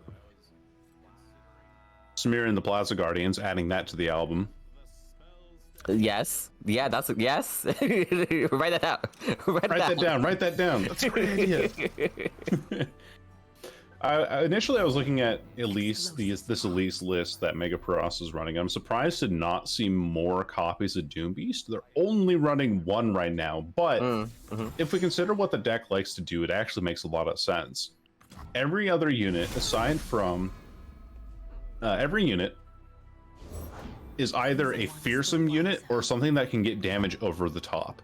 And in this case, for Megaparos, they're able to hit him with the Legion Saboteur for at least 1 damage and get that paying off. You have House Spider, which creates another unit on top of that, which can level Elise really quickly because you're running all these really cheap spiders and spiderlings and that sort of thing. I mean, the most expensive unit that you have in this list is that 1 copy of Doom Beast and 3 copies of Frenzied Skitterer, both being 3 mana, the most expensive unit. That's insane. That is and then, extremely low to the ground. 24 really? units, dude. I mean, yeah, that's really all you want, right? Just a bunch of units gonna go ahead and keep banging them out. Now that pirouette last turn I feel like was huge because that was about to be a very devastating scene. We were about to have the spiderlings and then 2 Legion Saboteurs. And I think what I really like about Samira and like I in particular is like I feel like you can kind of throw her into control like a control deck, so to speak. Just for the simple fact that she's able to challenge things. Right, Challenger and Quick Attack is such a strong, or 2 strong keywords to have with one another. At least coming down 1 Spiderling away from leveling up. Well, we're gonna recall? Not sure what we picked up. We might have to recall that at least. Not sure if it would be worth it though. Shadow Shift. That could give us a blocker, but we'd have to pre-commit it. Or we could just simply go with double Charger. There we go. Just gonna say, yeah, you can swing, but you're gonna have to deal with the Sand Charger. Fearsome blocker as well, having that 5 attack. And And we're getting close to the Samira level up. Actually, like, we have it now. There we go. Okay. I think double Waking Sands is That was kind of nutty. a rude awakening for sure for Pedro. Frenzy Skitterer does make this board a little more intimidating, but also kind of funny and unintimidating in its own way is Quicken sending this Elise back to hand. So the Samira level up now putting Mega Paros, funny enough, on a bit of a timer, because they sure can swing, but oh boy, these units sure are not doing a whole lot. Like, do we even want to swing? Would we rather just pass? If you swing now, you're getting in for 3 damage. We don't have Mega Paros's hand, so that does possibly indicate that there will be a Noxian Fervor, which they're going to use right now to push this damage through. The Elise is getting recalled. She better be doing damage first. Now, do you use the Noxian Fervor to go for face or to hit one of the chargers? Okay, for face. Face. I don't think I've ever played a aggro deck where I thought, yes, today I will be throwing my burn at a unit. Every time I see that happen, it infuriates me. Listen, I have played some games where I'm doing things and they decide to do that. I'm just like, first off, why? Yeah. Why are you trying to kill this unit? Let it live. Just hit my face. Mind you, if they didn't, they would have died. But you know, that's aside the point. Right. I hear you, Zon. Now you're about All right, to here we hear go. me. The Seraphine level. Seraphine level on their own attack token is very good here, because now this means that anything they get off of this next Sputtering Song Spinner is going to be doubled up, and that gives us a wide variety of options. That doesn't include Waking Sands, because Sputtering Song Spinner reads as new 2-mana cards, so cards that you haven't played before. By playing Waking Sands, by playing all of the cards that they did that last round, that then makes their options so much more streamlined. It then increases the chances of them finding ping removals. It increases the chance of them finding things like Guiding Touch that can heal their face. Heck, you could even run a Retreat. You could try and find Steel Tempest. This is Eternal after all, so we will hit just about anything under the sun. A pass is offered, and we're going to say no. Hate Spike. Swindle? Spike. I like Swindle. I do like Swindle as well. Let's just see what we got. Unspeakable Horror. Unspeakable Horror. That's definitely be a good one. Heals for 2. I think you even... It gives you 2 units. I feel like you pop everything else. Oh, send the face? Yeah, I see send the face. I mean, this rally is going to be nasty. Oh, absolutely. Oh, and it's Pirouette. Oh. Sure is. You get a Swindle twice. What's the other card in there? Oh, it's a Pirouette. So it's Pirouette and Elise. It's a Pirouette and Elise, yeah. Oh, man. We're just missing the robots. Like, that's it. Plaza Guardians, we would have already popped off, but we already just see how powerful Samira is in stabilizing. Not only like with Seraphine, given that we're going to be getting these rallies going, but being able to challenge these units off the board. Like, sure, go ahead and keep playing units. I'll just challenge them. They're dead. Now what? Robots? Where we're going, we don't need robots. That's basically what's happening for Pedro here. Haste Spike's a bit awkward because you can't really use it. You don't want to use it on your Seraphine, even though we do have a second Seraphine in hand. Consider the following, it'd be funny. We know that last card is Elise, so Elise coming down will get pinged by the Pirouette that is in Pedro's hand.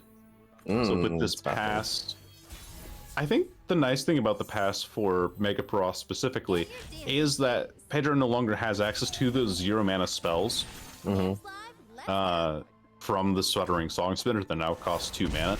But with a leveled Seraphine on board, I don't believe it matters all that much. Now, you're pointing a lot of damage at your opponent's face.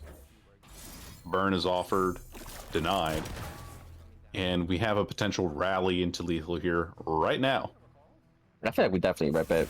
Like, I feel like if anything, Mega Paros was banking on possibly top decking a Decimate, top decking a Noxian Forever. That way you can now play Elise, and if they try to go for it, it's like, okay, you know, I'll just Noxian Forever to face. 6-6. Like that was close. The power. was Yeah, close. oh my gosh, Samira is so strong. Gotta love this champion. I mean, we're seeing it in a wide variety of strategies. You even mentioned So it many. possibly being in control strategies, which made me think that, yeah, Samira is just a better, more aggressive version of Set. Yes. That's what she is. Basically, like, sure, we have set karma, and like that comes a little bit later, and like it has a really big end game finisher that, you know, you create the obliteration spell, just wipe everything, obliterate whatever you got to obliterate. But in terms of Samira, like I feel like she really offers a lot of earlier control, and sometimes that's all you really need. Like for example, you know, me and our production porter run a Lee Sin deck that has Samira, and when I tell you that she has carried me through some games, like sometimes even solo, I'm just like, yeah, this I can't cut this girl. That's my baby. That's Samira. This champion sure is doing numbers. Doing serious numbers. Gonna go see they run back with Spider Aggro versus Pedro's list, which is the condensed list, if I'm not mistaken. It's gonna be running Fizz, Jack, and Nora. Now, I do believe this list is, I feel like it's in favor against Spider simply because you have the pings necessary. You can even get kegs if you end up managing to get BB on board, and at that point, Make It Rain is just devastating. That it is. Make It Rain, Pokey Stick, Pie Toss. You can list off pretty much every other ping that you know under these colors, and this deck probably does run it. And if it doesn't run it, well, you do have the help of that Trinket trade in hand as well to guarantee that possibility. Now, Pedro does also have a very interesting combo in the form of Warning Shot into Father Fury this turn, or this next turn, sorry. That can get them a 1-mana spell. And that 1-mana spell, as we know, inside of this region combination is pretty good. I'm having deja vu with Mega Cross's board right now. Yeah, like talk about consistent. Take this 5 damage to face. No, we're not. No. Pie Toss is here. A pie? What flavor is it? First off, actually, no, really, what flavor is it? Hold up. I think it's banana. Like you Yeah, I can think it is clearly banana. see bananas in the top of it, right? Yeah, I would say it's a banana pie. Listen, let me tell you something. If I had the opportunity, I'd take some cookies from Nora. Let me find out what kind of cookies you make. I was gonna say the perilous pastry is anvil flavored, but I don't know. I don't know how you'd quantify that specifically. Mm.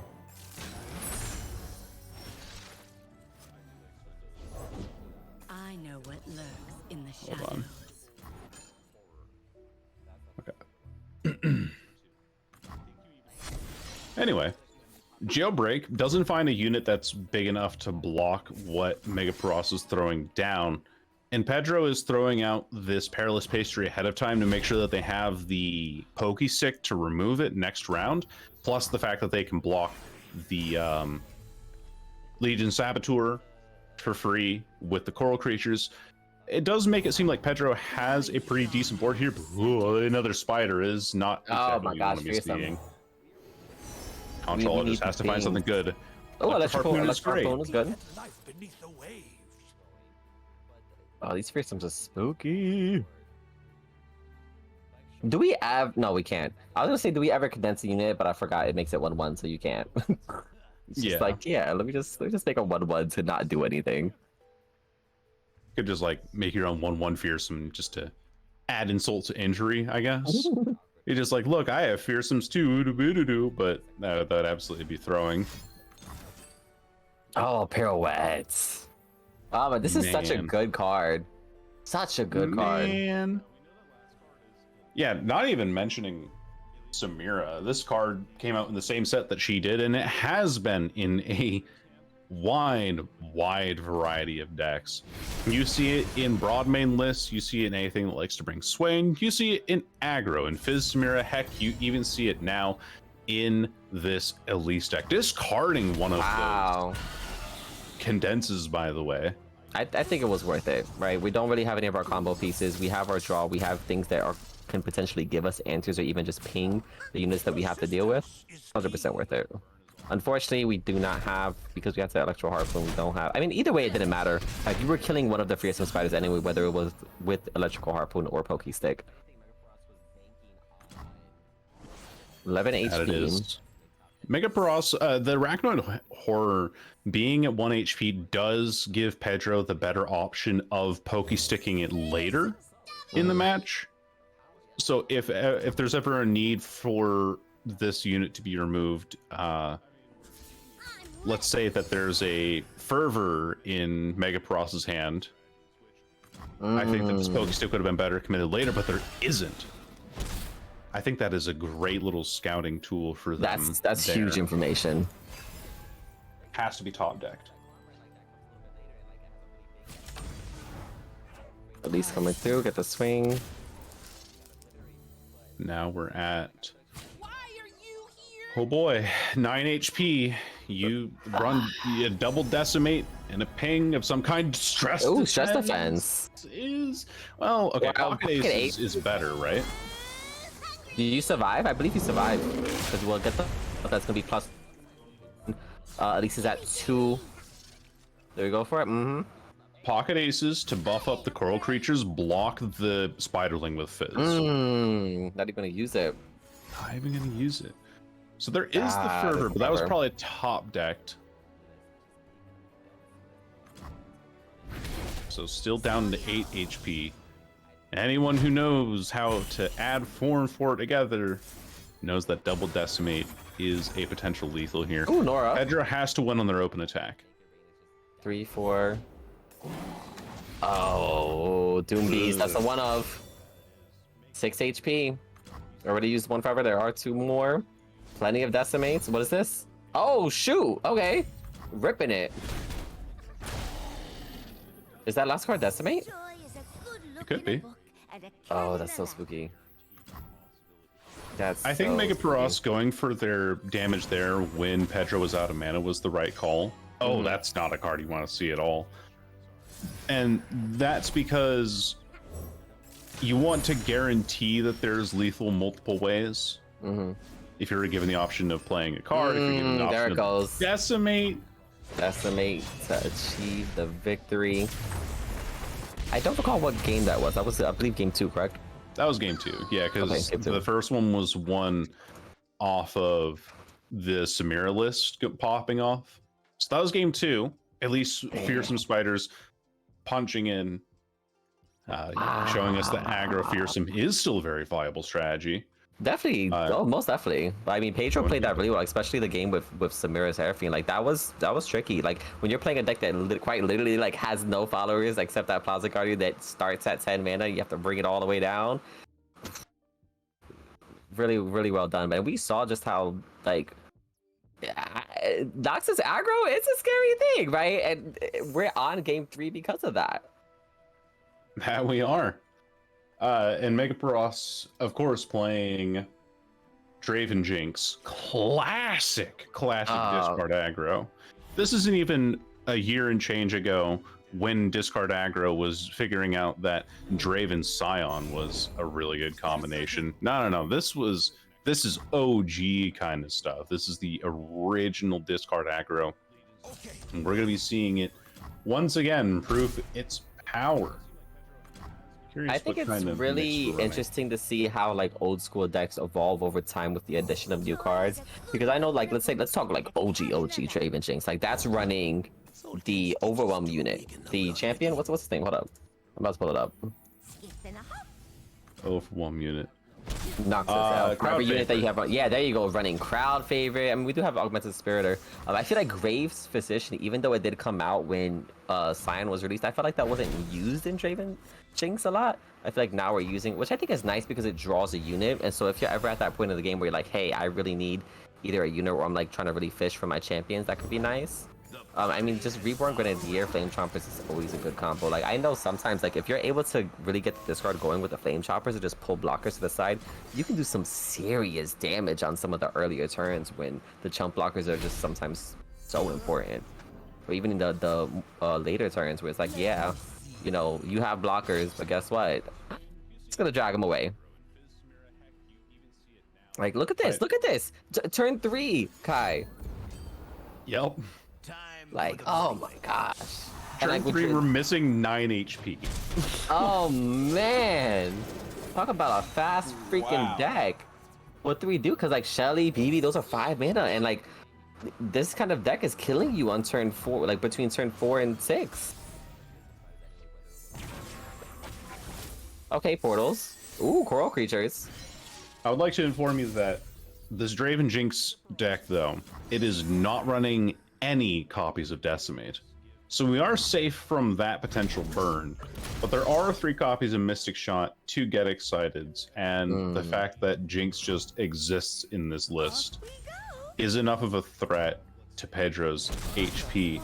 And considering that Draven can keep punching in for the 3 damage, can keep hitting with these axes, and Jinx is on board now. This is going to hurt. All right, we have 2 pings. We can only kill the 2/2. Like, we don't really have any answers aside from jump blocking. We're gonna end up having to lose our board for this just to try to live. Like, if we can get, I don't think we're gonna be able to go for a Shelly. Can we go for a Shelly victory? I mean, maybe. I guess like if you get 2 Shellys on board that both buff each other, but at that rate, you want to keep the elusives. Like the combo is in hand. We have the elusives. The question is, can we like just deal with this kind of pressure? I really don't know.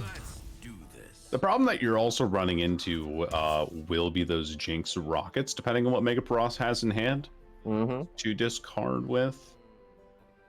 And hell, you might even have ways to remove Shelly when it hits board. Forest Chief is played first, and Mischievous Mirai is followed up.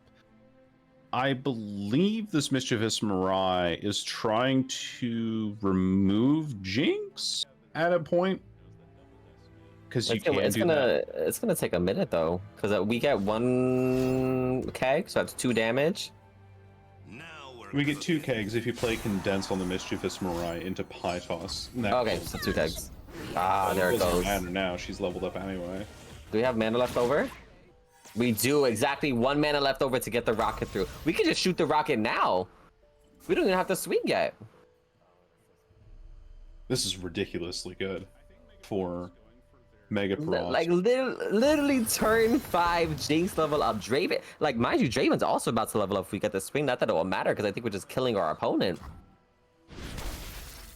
We're not quite. Funny enough, getting the this is you know, this is removing Jinx. That's why we're spacing out the spells there. Oh, okay, I see. But we still have the rocket, which deals 3, removes 2 blockers from the board. Then you pull the Mischievous Mirai out of the way, hitting for at least a guaranteed 2 damage here. And 2 damage brings you down to 3 HP on Pedro's side. There are many options, and especially those in the form of Get Excited, with which to kill Pedro here. Pedro cannot afford to not block here. We did discard 1. So I believe, I believe we only have, we have none. So we're hoping on Mystic Shot or another Jinx. Or just wait for the next attack token to roll around. I don't think truth be told, Pedro has a lot of options right now. They need more mana in order to play their hand out, and they just don't have that right now. Frenzy Skitter is kind of a funny find. You know, saying like, hey, you remember this card? Now you do. I mean, do we play Jack? Because I mean, like, although Draven has Overwhelm, Jack is beefy enough to block Draven. Like, other than that, like, I feel like we don't have much going on, except maybe a second BB. They want us to try to get a BB combo rolling.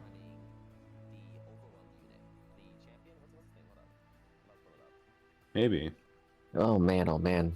But if the other card that we discarded was a Jinx, though. Was it a Jinx? I don't know. I wasn't. Oh, I didn't see if it was a Jinx's Get Excited or not. Cup of tea? Fine by me. So spooky. Nora's played. I like the idea of Nora here. And that is okay. So condense to make the 1 mana cost. Oh, because this kills Draven now. And Nora levels up. Oh, that's a nice created follower. Interesting. How many portals do we have? I don't think we have. We might have one left. We're about to gain another one. I think we do have one left, yeah.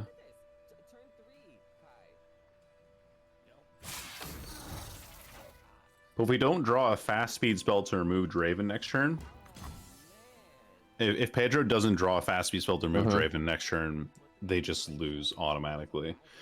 And the only fast speed spell with which to remove Draven is either Pytos or Pokestick. And we've already used a couple of those this game. We can't. Can we kill from 14? No, not with 3 spells, right? Oh, we're just going for it. We're going for a warning shot right now. 4 damage on 10. So it's like if I was thinking if Pedro ends up drawing into a draw spell into some more pings, maybe. Murdery Burrowfish, that's not it.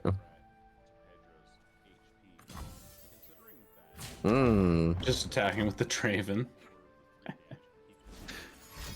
What is this? Vision? Mystic Shot. Exactly, Mystic Shot. Wow, not even to cash in the axe, but going for the Mystic Shot swing. Megaporos is going to the finals. That is the finals, isn't it? No. We're going to the finals. We're semifinals. We're semifinals, that bro. was just semifinals. I'm lost in the sauce, dude. These matches are going. Oh, right, because we have to play Angelo in the finals now. So that'll be aggro v aggro. That'll be a test of old versus new. Unfortunate for Pedro going down there, but I do think that that does show how these lists that like to do a lot of pings and have these sort of combos can be very, very vulnerable to aggro lists specifically. Yeah. Aggro lineups will still be potent in the open this weekend. So I'm very curious to see if people are bringing these more aggro heavy or combo heavier lineups, how much aggro we're going to see, maybe even in the top 64 come Sunday. And once we find that out, well, that'll be some stats for us to debilitate. Listen, we love our stats here. Let's tell you something. Sure. We sure do. It's been quite a tournament. This is actually, I believe, because those of you who weren't present for the first Eternal tournament that we had, it was also aggro that made it to the very end. So it seems like aggro really isn't getting the love it deserves, maybe on ladder per se. I mean, mind you, I feel like Poppy Ziggs has been, really dominating, and I feel like I guess you can consider Noxious Thrush like aggro as well. But this makes me want to spam Anivia and only play Anivia anytime I enter a tournament. It's either gonna be Anivia or some other kind of control, like I guess Piltover control. I mean, I feel like Karma Set faring in the Eternal format. I feel like it's not. I feel like they end up transferring over to the Shadow Isles variant that's running Go Hard, which I like. Right, Karma Set Shadow Isles is nice. Yeah, that's where I'd say that I've seen Karma Set the most is in Shadow Isles. Danwind in this tournament actually ran an Ezreal Karma Set version, kind of splashing into that also old technology of Ezreal Karma back in the day. Yeah, but ultimately getting knocked out. White Room also was playing Karma Set. Rankuyo was also playing Karma Set, along with Fiora, Jarvan, Vayne. So, we're seeing a bunch of, I think in some instances, we are seeing some people trying to figure out what the third decks are. And those, like Megaporos, who are just, because Megaporos last week won the tournament, and also they're here in the finals again. Listen, so Megaporos is going through it. This aggro's no joke. You have to respect it. I guess. Oh, totally. Oof. And I think what I like about the Draven Jinx lineups that we have now, Sump Dredger, 3 HP.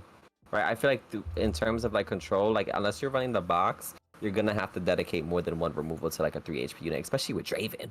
Right? Draven is a huge engine for discard aggro, even whether it be the Jinx version or the one that's leaning more into Samira and Scion. Right? You suddenly need Vile Feast and deal 2. Whether it be Bladder Ravine or Avalanche if you're running a Shadow Isles Freljord version, or let's say you're doing Shadow Isles and Piltover, whether it be Heimerdinger, or maybe you're running some secret sauce Senna Seraphine, right? Now you need to make sure you have the, Aftershock. You can run Aftershock, Caustic Rift, Mystic Shocks, things like that. Because if not, that's just gonna take over the board. Funny enough, when I was playing Gauntlet yesterday, I ran into someone who was playing Victor Seraphine with Shadow Isles. Again, with the introduction of Seraphine to the game, I believe that was the first. This is like when I was first using LOR Master Tracker and everything at the time. I was looking at lists that were from the top Masters players, and the first person that season to hit Masters was a player named Zagreus, and Zagreus was running this Victor Seraphine Shadow Isles list. So I think that there are some mixes, maybe not necessarily in Karma Set, because Karma Set does feel a little bit too slow for the format, but there are some Shadow Isles Piltover lists that can potentially have ways to pop off. In fact, I'd even like to try and see how, if anyone brings Sentinel's Control, because that's also on the table. Bringing that back as well, having that kind of mid-range that you can combo people off with, but then you also have a lot of the innate healing that deck likes to bring. And with the re-addition of Vile Feast, it's still a viable deck. I'm just not sure how it faces up in the format, because again, there are lists like that where we don't know if they've been phased out just because the trends have changed, or if they've been phased out just because people have forgotten about them and there's like new shiny toys to play with. So a lot of experimenting you can do. I mean, a lot. I mean, like, I feel like Eternal has been, like, mind you, it's not like it's been gone for long. It's not like it even went away. Like, we always still had Eternal, but the fact that, like, now it's kind of given the more competitive focus, everyone's in it, everyone's playing with everything. It was like, oh, we got this combo. It kind of feels new, even though it's not. I myself, I'm one that is a sucker for nostalgia, so I like going back to my older decks. Plunder being one of them, Anivia being one of them. Even Lee Sin. Gonna try it. Like, Lee Sin is fun. I get to kick someone. Not as great nowadays as it was in its prime with Lee Sin Zoe, and only having to I think you only needed 8 spells to level Lee, and now it's 10. That really made a difference. I was just like, damn, like, I gotta really work for this level up. But I mean, hey, I'm kicking someone that is basically like a one shot. It is what it is. It was also back when I think the nerf putting him to 10 spells was a lot later. It definitely felt a little more undeserved. But also one of the things that hit that Lee Sin Zoe deck so hard specifically was the change to, what's the name of the card? Crescendo? Zenith Blade. Oh, Zenith Blade. Oh, yes. Zenith Blade was ultimately what killed that deck, I think. I would say also Crescendum, because Crescendum, suddenly you couldn't summon Eye of the Dragon anymore, and that was the combo. Right, you summon Eye, get the Attune back, and you had procced Flow for that turn to be able to get the Dragon Link on the next turn. I was like, it was a lot of things. Like, aside from the recent, the Zenith Blade, Crescendum, although obviously getting rotated now it doesn't matter anymore. But definitely. It feels really funny. Do you know that clip from the Eric Andre show where he just shoots Hannibal? And then he turns back to the camera. He's like, who killed Hannibal? It just kind of feels like that, where it's like super undeserved, just turned around and shot Lee Sin. And I'm like, wait, no one's playing Lee Sin anymore. What happened? It's like, well, yeah, of course. First, you take away 2 of the main combo cards and then make it so that his level up requirement's even more difficult to reach. But I wonder if Lee Sin was left at the power that he was before with the 8 spells. Would you see maybe Lee Sin included in a Seraphine deck? Because Ionia Piltover. It's been a combo in the past. I mean, Karma. You're right. Could we?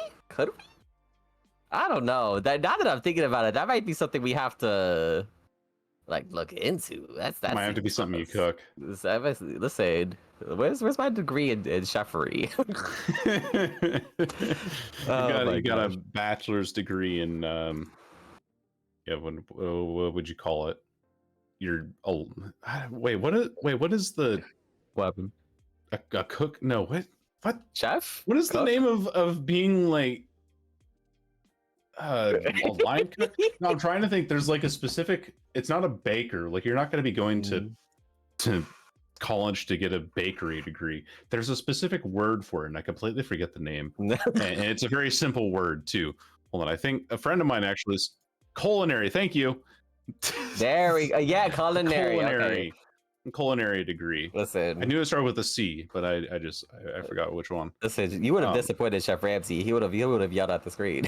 He would have yelled at me, but thankfully I'm behind the screen. I'm watching timelines against Annie Jin, and I'm watching Banana Blaster. Legion Saboteur getting absolutely banana pie blasted.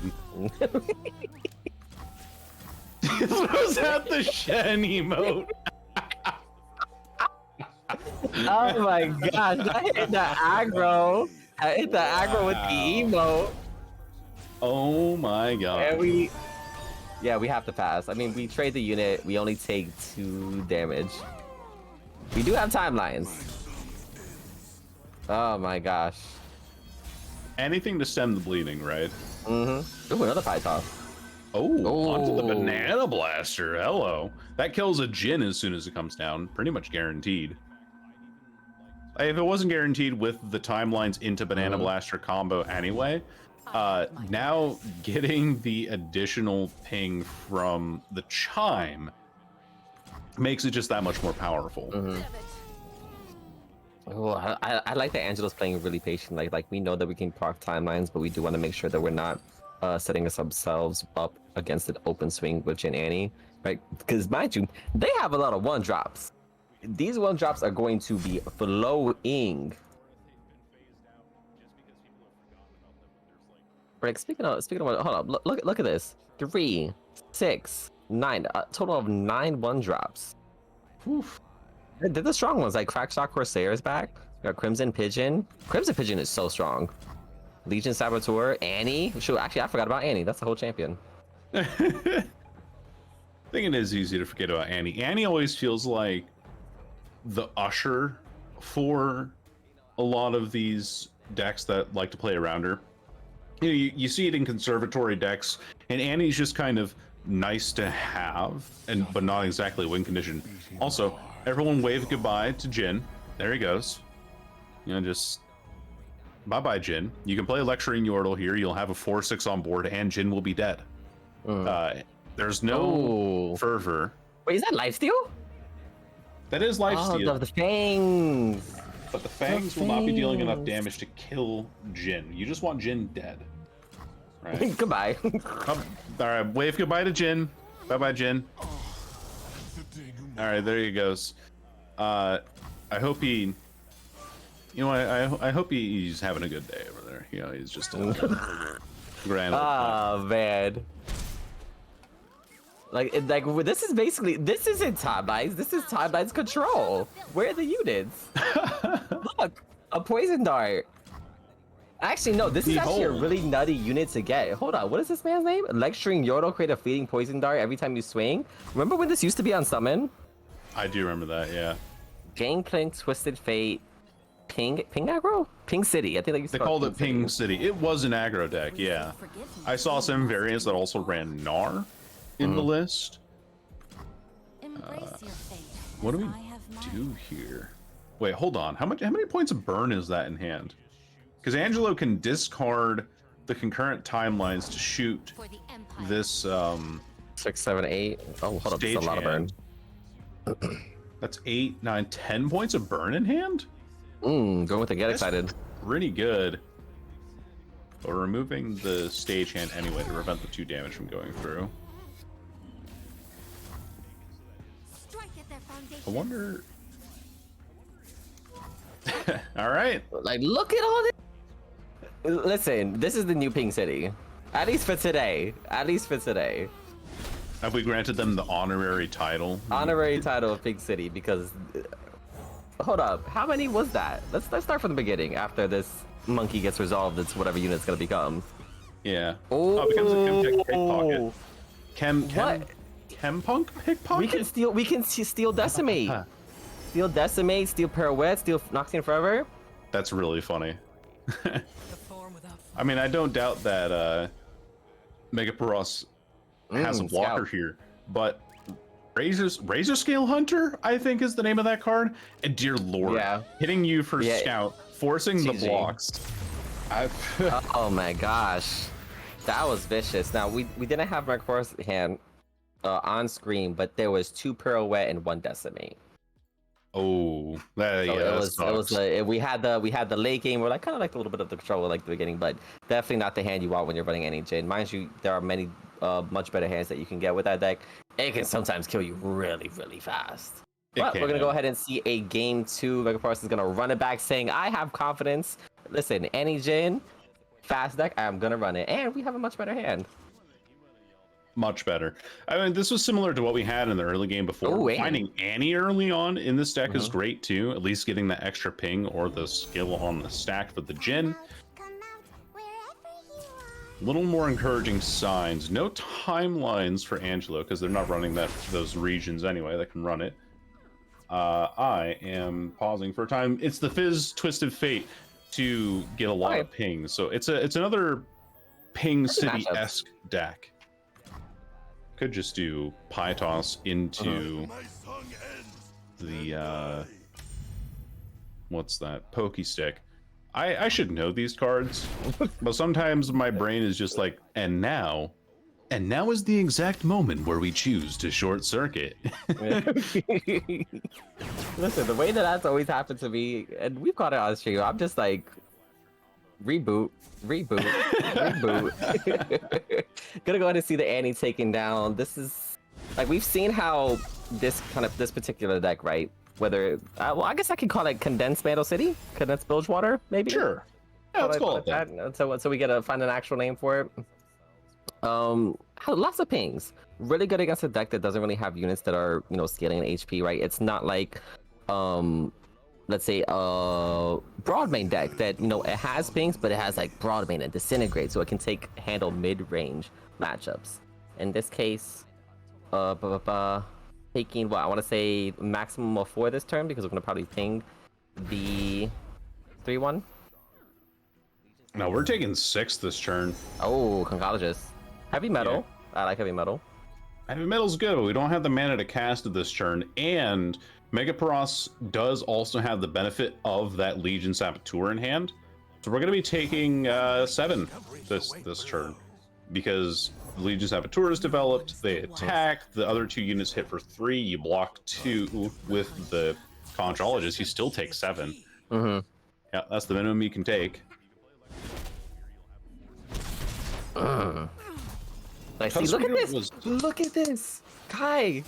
You were gonna say, talk to me about Tuskbeard. What were you gonna say? I was gonna say, it was designed for Sejuani, but it hasn't been that case. It's been a very consistent card for Annie Jin, because having that overwhelm early, we've seen it with Ruthless Raider, but then getting the extra damage ping and the skill, this is the hand that Megaparos wants.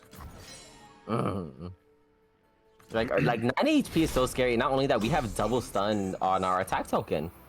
Actually, can we just play our whole hand? We're at 4 mana. Yeah, we'll be at 5. We can play all of our units.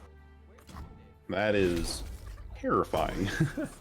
I mean, at least we have Otterpuss, right, to create blockers for. You know, the way that Angelo survives it too is by condensing stagehand. Oh. But this is already going down to 8 HP. What I think needs to happen is that Angelo plays, well, I mean, there is that. But I think Angelo plays the coral creatures here after this stun resolves. Then, after the stun resolves, you play Condense to grab the stagehand. Now, they don't know that stagehand is in hand, so that's something they can't really be playing around. Are we gonna... that attunes. Oh, it's over with Faye. Okay. Yeah, that's just a maximum punish here. And by the way, Angelo's dead. Angelo's dead? Oh wait, no, not yet. Hold on, that's... Oh no, they are. Never mind. Oh wait, no, one more. Oh my gosh. That was a good created. That was created off of coral creatures. That's a really good hit off of coral creatures. I said they were dead based off of the information we had. I spoke a split second too soon. But oh my days, 2 HP. Now, let me tell you something. This animation is so freaking satisfying. I love Jin Sniper. The sound of it too, just Mm-hmm. wah. So satisfying. Oh my gosh, look at this top. Look, we don't even need to swing with Jin or the Sunhawk. We just have Crackshot and Saboteur. Yep. We have to ping it.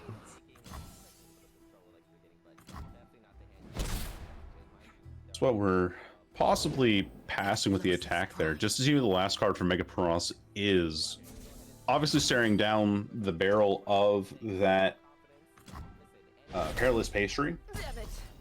Let's, oh my gosh. But I think this attack with Jin is lethal either way. I mean, Jin, how far is Jin level up? 8 out of 12, so we won't be able to get the level up here, I think. We'll be at 3. Yeah, get +3, Yep. But because the Jin Lotus Trap does 1, Ooh. it didn't exactly lethal with 2, even with the blocks. A swing and a miss. That's aggro for you! That is. Oh my gosh. And that Like is my- an exact representation of what we saw in last game where the deck wasn't able to pop off versus this game. You find the right draws early game, you find the champions, that thing just blitzes through your opponents and gives Megapronos the win. And like watching aggro do aggro things, mind you, I played it. Like I played Jin Annie, I played this card like Draven Jinx.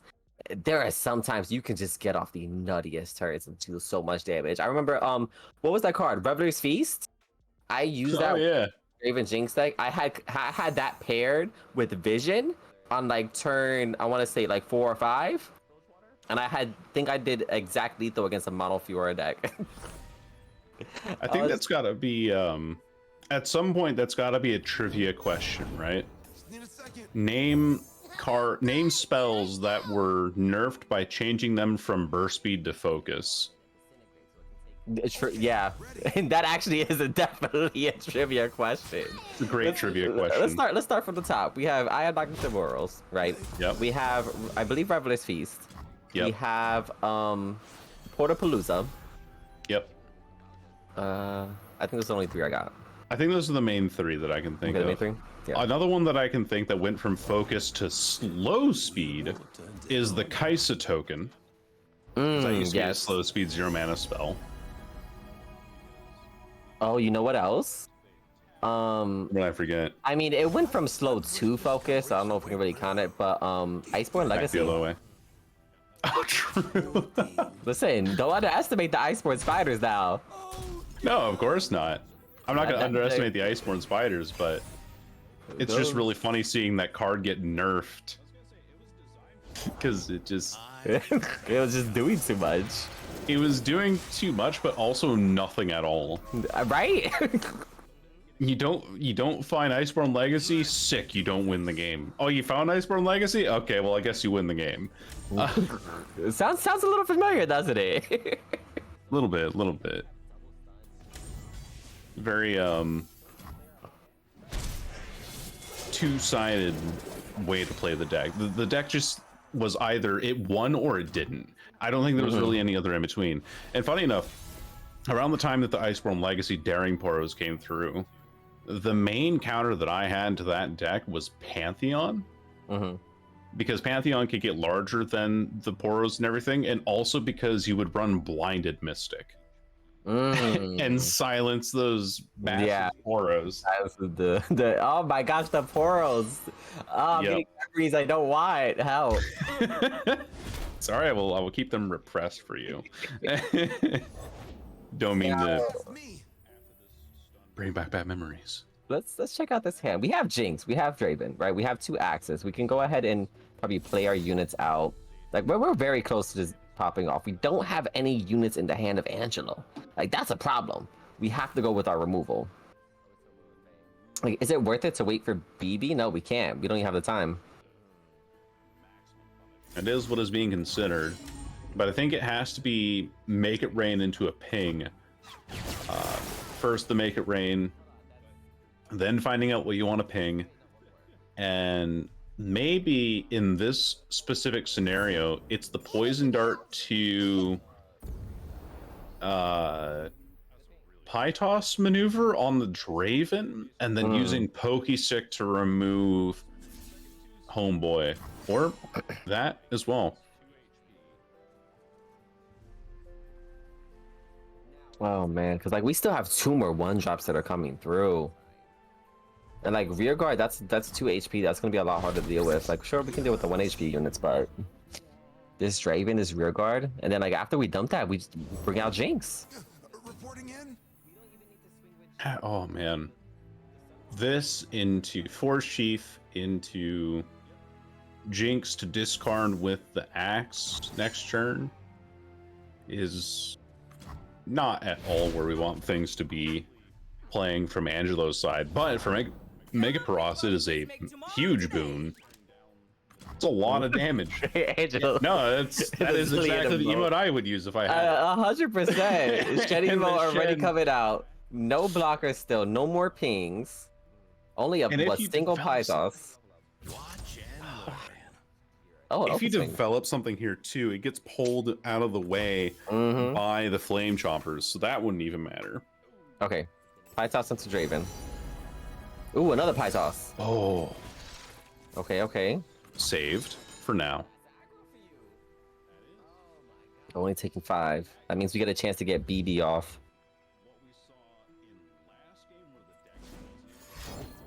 Mm-mm.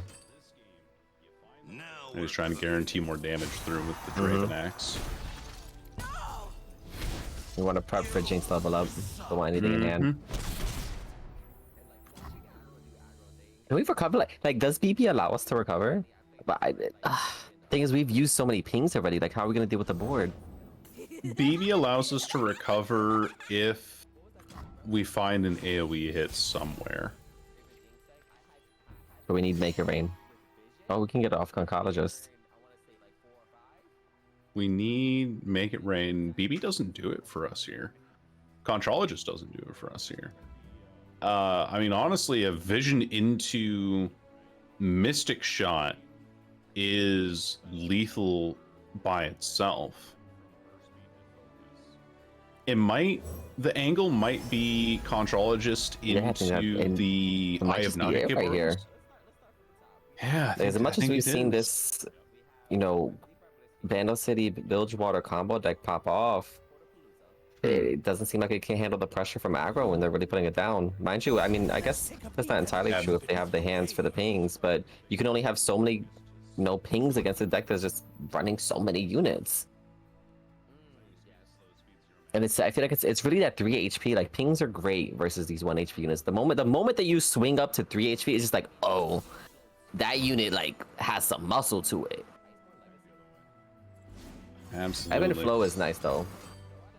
Well, Ebb and Flow, can that go to? I believe that goes straight to. You choose the first one, right? For Ebb and Flow, or is it random? I think it's random. The first one is random. The ones that go afterwards, you can choose to heal Nexus or a unit. Mm-hmm. And I think I would have gone for Ebb and Flow this turn to have the chance to remove units multiple times and also heal our Nexus for. Because as it stands, taking... Well, taking 12 is still Do we condense our little unit? Yeah. lethal. We have to. We do. It gets dragged though. Could find a ping. Always possible. This ping's gonna have to be the sharpest ping alive because the Jinx by herself will kill us. Proximity, Puff Cap, Hungry Owl Cat, Grand Fae. Okay. I know Bandle City has spells that like can summon something onto the field, like a Fae. But I don't think they're that cheap. I think they're... You're thinking of Yordle Portal, and Yordle that's Portal? not something that's feasible. 6 HP, and Megaparos has the perfect top deck draw. A discard card into a card that likes to be discarded. It's Draven. Here's a rocket.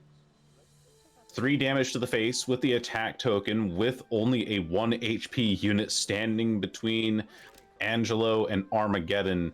It is looking like game, set, and match. Megaparos throws out the Shen emote before the match. The Quinn one ends. is so funny. The Quinn one is great. Quinn one is so funny. Does have a lot of personality. Oh my gosh. I'm a big fan of the Seraphine mic drop emote. Yeah, that's another good one. I like Ari Kiss. Ari Kiss is my favorite. It's a good one. Am I toxic if I like Seraphine mic drop? Oh no, might have talked to player. If you like Braum. And like the crazy, I think that's what's so crazy is that Braum literally is the friendliest guy in lore, but the fact that he's associated with something toxic is just is so freaking funny. I just think it's because the way that they drew his eyes. Yeah, I know what you mean. I know what you're getting at. It's just like a very broad faced empty smile of like, haha, get crushed, kid. Like, hey, how's it going? Strawberry Shake to buff the conchologist, make it rain, make it whiff more like. There it goes. And it's surrender. That's the finals match. Mega Paras, for the second time in a row, has won in the Turtles tournament. Like, listen, if you're not running aggro, Mega Paras is here like, what you doing? Because clearly you should be running triple aggro. Oh my gosh, what a series. Like, we had a lot of good games today. A lot of good games. Oh, if you're not running burn aggro in the open this weekend, or if you're not running something that's running possibly a Jax Ornn or even the Bandle City Piltover Zon timelines list, although I won't give that advice out willingly, or Nasus Thresh even is a very consistent deck that we've seen put up good numbers. If you're not trying to build around one of those particular decks, or having triple aggro lineup going into the weekend, you better have a darn good reason why. Now I'm not, and I have a darn good reason why, because they're good comfort decks for me. But I think it's just proven time and time again that, especially in Eternal, aggro is king, and aggro will continue to be so in a couple of days, because it's not like Riot's going to say, hey, you know what, that Draven deck is just being too good. Let's just throw out a handful of nerfs at it. That's not going to happen. The decks that you see now are going to be as powerful this weekend as they are today. Like I mean, I guess with the exception of timelines, because that's the only one they were like, yeah, that got to get hotfixed. We're gonna have to just let's bring that down to speed. But man, I mean, how do you play around wanting to beat aggro, but then having to deal with like combo decks, right? Let's talk about, like Harma Set or even Seraphine Samira, right? These are much different decks that have a different game plan. And as much I feel like aggro is always the scary, I guess, archetype around. It's like, what do you target? What do you try to go for? I feel like you just try to bring decks that complement each other. My answer is that you play mid-range that has early game capabilities. So you beat combo, or you beat control by playing mid-range, because it's able to, and you can't play like this is just kind of like a guess. This is my philosophy going into this open this weekend. I don't actually know anything, and in fact, I doubt that I'll ever make it very far. I think I'll get my 3 losses in the first 3 games kind of thing. But my idea is that I want to play mid-range lists that have decent combos that can also keep up with the pace of aggro early game. Because that way, when I'm playing into control, I'm moving faster than control. When I'm playing into aggro, I'm able to then trade things out. I'm able to block. I'm able to remove units more freely and have that kind of flexibility and tech for those matchups specifically, depending on what I feel like I see more of. Because that's what I'd do. I feel like Jax Ornn, while it's a really good deck, for example, does fall apart when it gets swarmed. It does fall apart when it gets burned. You don't have as much early healing or unit removal or interaction. That is one of the biggest gripes that I have with Jax Ornn specifically, is that your interaction is limited to fish fight and entrancing lure. Yeah, and those take a whole extra action to do anything. I love my interaction. I can't do it. Couldn't do it. Oh man, gotta go ahead. We're working on getting an interview with the winner of Mega Paras. For those of you who don't know, who might be new to Lancers, this is our Eternal tournaments. At the end of the month, we are planning a championship series. So not only are you fighting for a little bit of dough in our tournaments, you are also fighting for a position to get a bye into our championship tournament at the end of the month. Of course, more details will be announced as we soon approach it. But in the meantime, while we wait for Mr. Mega Paras, Kai, this has been a great tournament. we have had I like Runeterra. I love it to death. There's so many cool decks. I'm excited for the opens. I'm really interested to see how Worlds is gonna play out. Like, what are the, like? Aren't we like due? Like, technically speaking, like I know the LOR report was talking about how, oh, we're kind of due for, based on like time frames, we're due for an expansion. Now, with the new variety set that has come out, right? We saw that we got a card called Pack Attack. Oh, what champion do you think is gonna come out? Because I have two theories, but talk to me about it. I think that's going to be Nidalee, of course. I don't know of any other cat-related champions in League of Legends that could be hanging around Shurima, because technically, according to the lore, Nidalee is from Ishtal, but the forests or the jungles of Ishtal are relatively close enough to Shurima that you could argue that Nidalee is from that area. And so I think that's going to be Nidalee is going to be a Shurima champion coming through there. That'd be my first guess. And my primary one, really. I don't think I have any other ones going on there. Yeah, but what's your second theory? I would say the same. It'd probably be it'd be either Nidalee or Nico that we'd probably get. And I don't think, like, obviously they don't want to have any more regions, so we're not gonna get Ixchel is specifically. But I do like the idea that Ixchel would be a part of Shurima. Yeah, it's possible.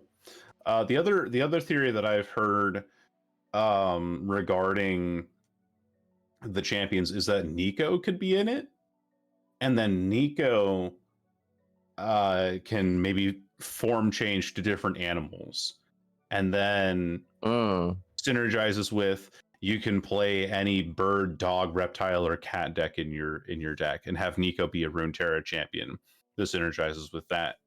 These new weird subtypes that we've recently had introduced that really don't do a whole lot right now, because birds are mostly Demacia cards, dogs are whatever, reptiles also don't have a whole lot going for them, and cats have the Pack Attack, which is their new spell they can use, but there are only 8 cats in the entire game, and the majority of them are in Piltover and Zaun. So you're kind of locked into playing that. And I doubt that they would introduce this new subtype if they didn't have some sort of longevity plan or a champion that they intended to synergize with it. Synergize with it. Yeah, I can definitely see that. Working on getting Mega Pros here. Having a bit of technical difficulties, but that's A-okay. Let's see. I would like to know, did we get the 4th place and 3rd place positions already?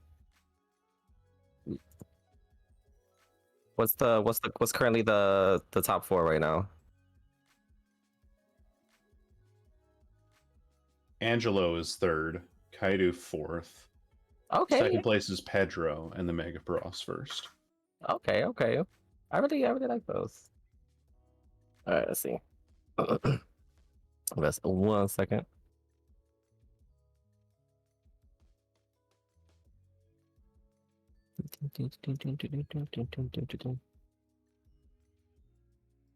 Yeah, these new archetypes, new potential for champions. I've had other people suggest that Naafiri, which is a champion that's coming to League of Legends soon, towards the end of this month even, they mentioned, is supposed to be based off of like a pack of dogs kind of thing. And if you remember back when Aksham was released in League, he was released the same day in Legends of Runeterra.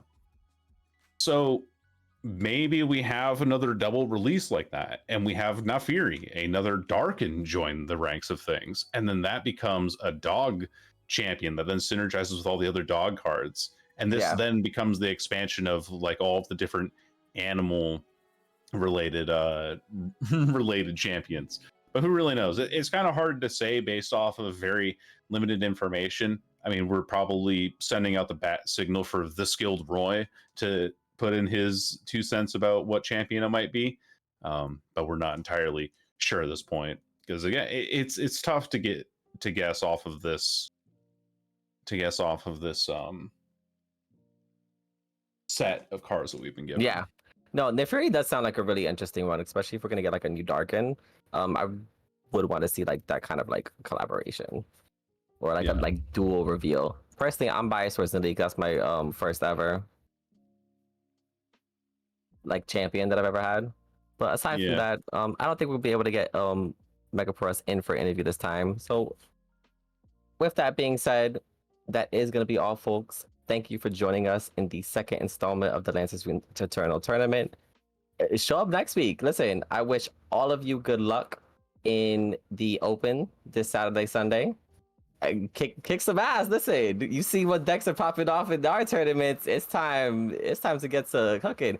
Careful not to change anything last minute, though. If you're comfortable on it, stay on it. Absolutely. And hey, if you don't do well this weekend or you want to try another lineup, the great thing is that there is another opening happening on the 17th. So just to kind of make up for the kerfuffle that happened earlier, Riot is hosting too. So there is going to be another open on the 17th following this weekend. So if you want to adjust your lineup or adjust according to whatever meta you run into this list, you'll have a second opportunity to do so. Or if you don't want to enter this one, spectate it, see what happens. You have the next week to get to as well. So it's kind of a win-win overall for all parties involved. Wish all of you watching at home or competing best of luck in the Open this weekend. This is IDCxElite signing out. See you next time. See y'all.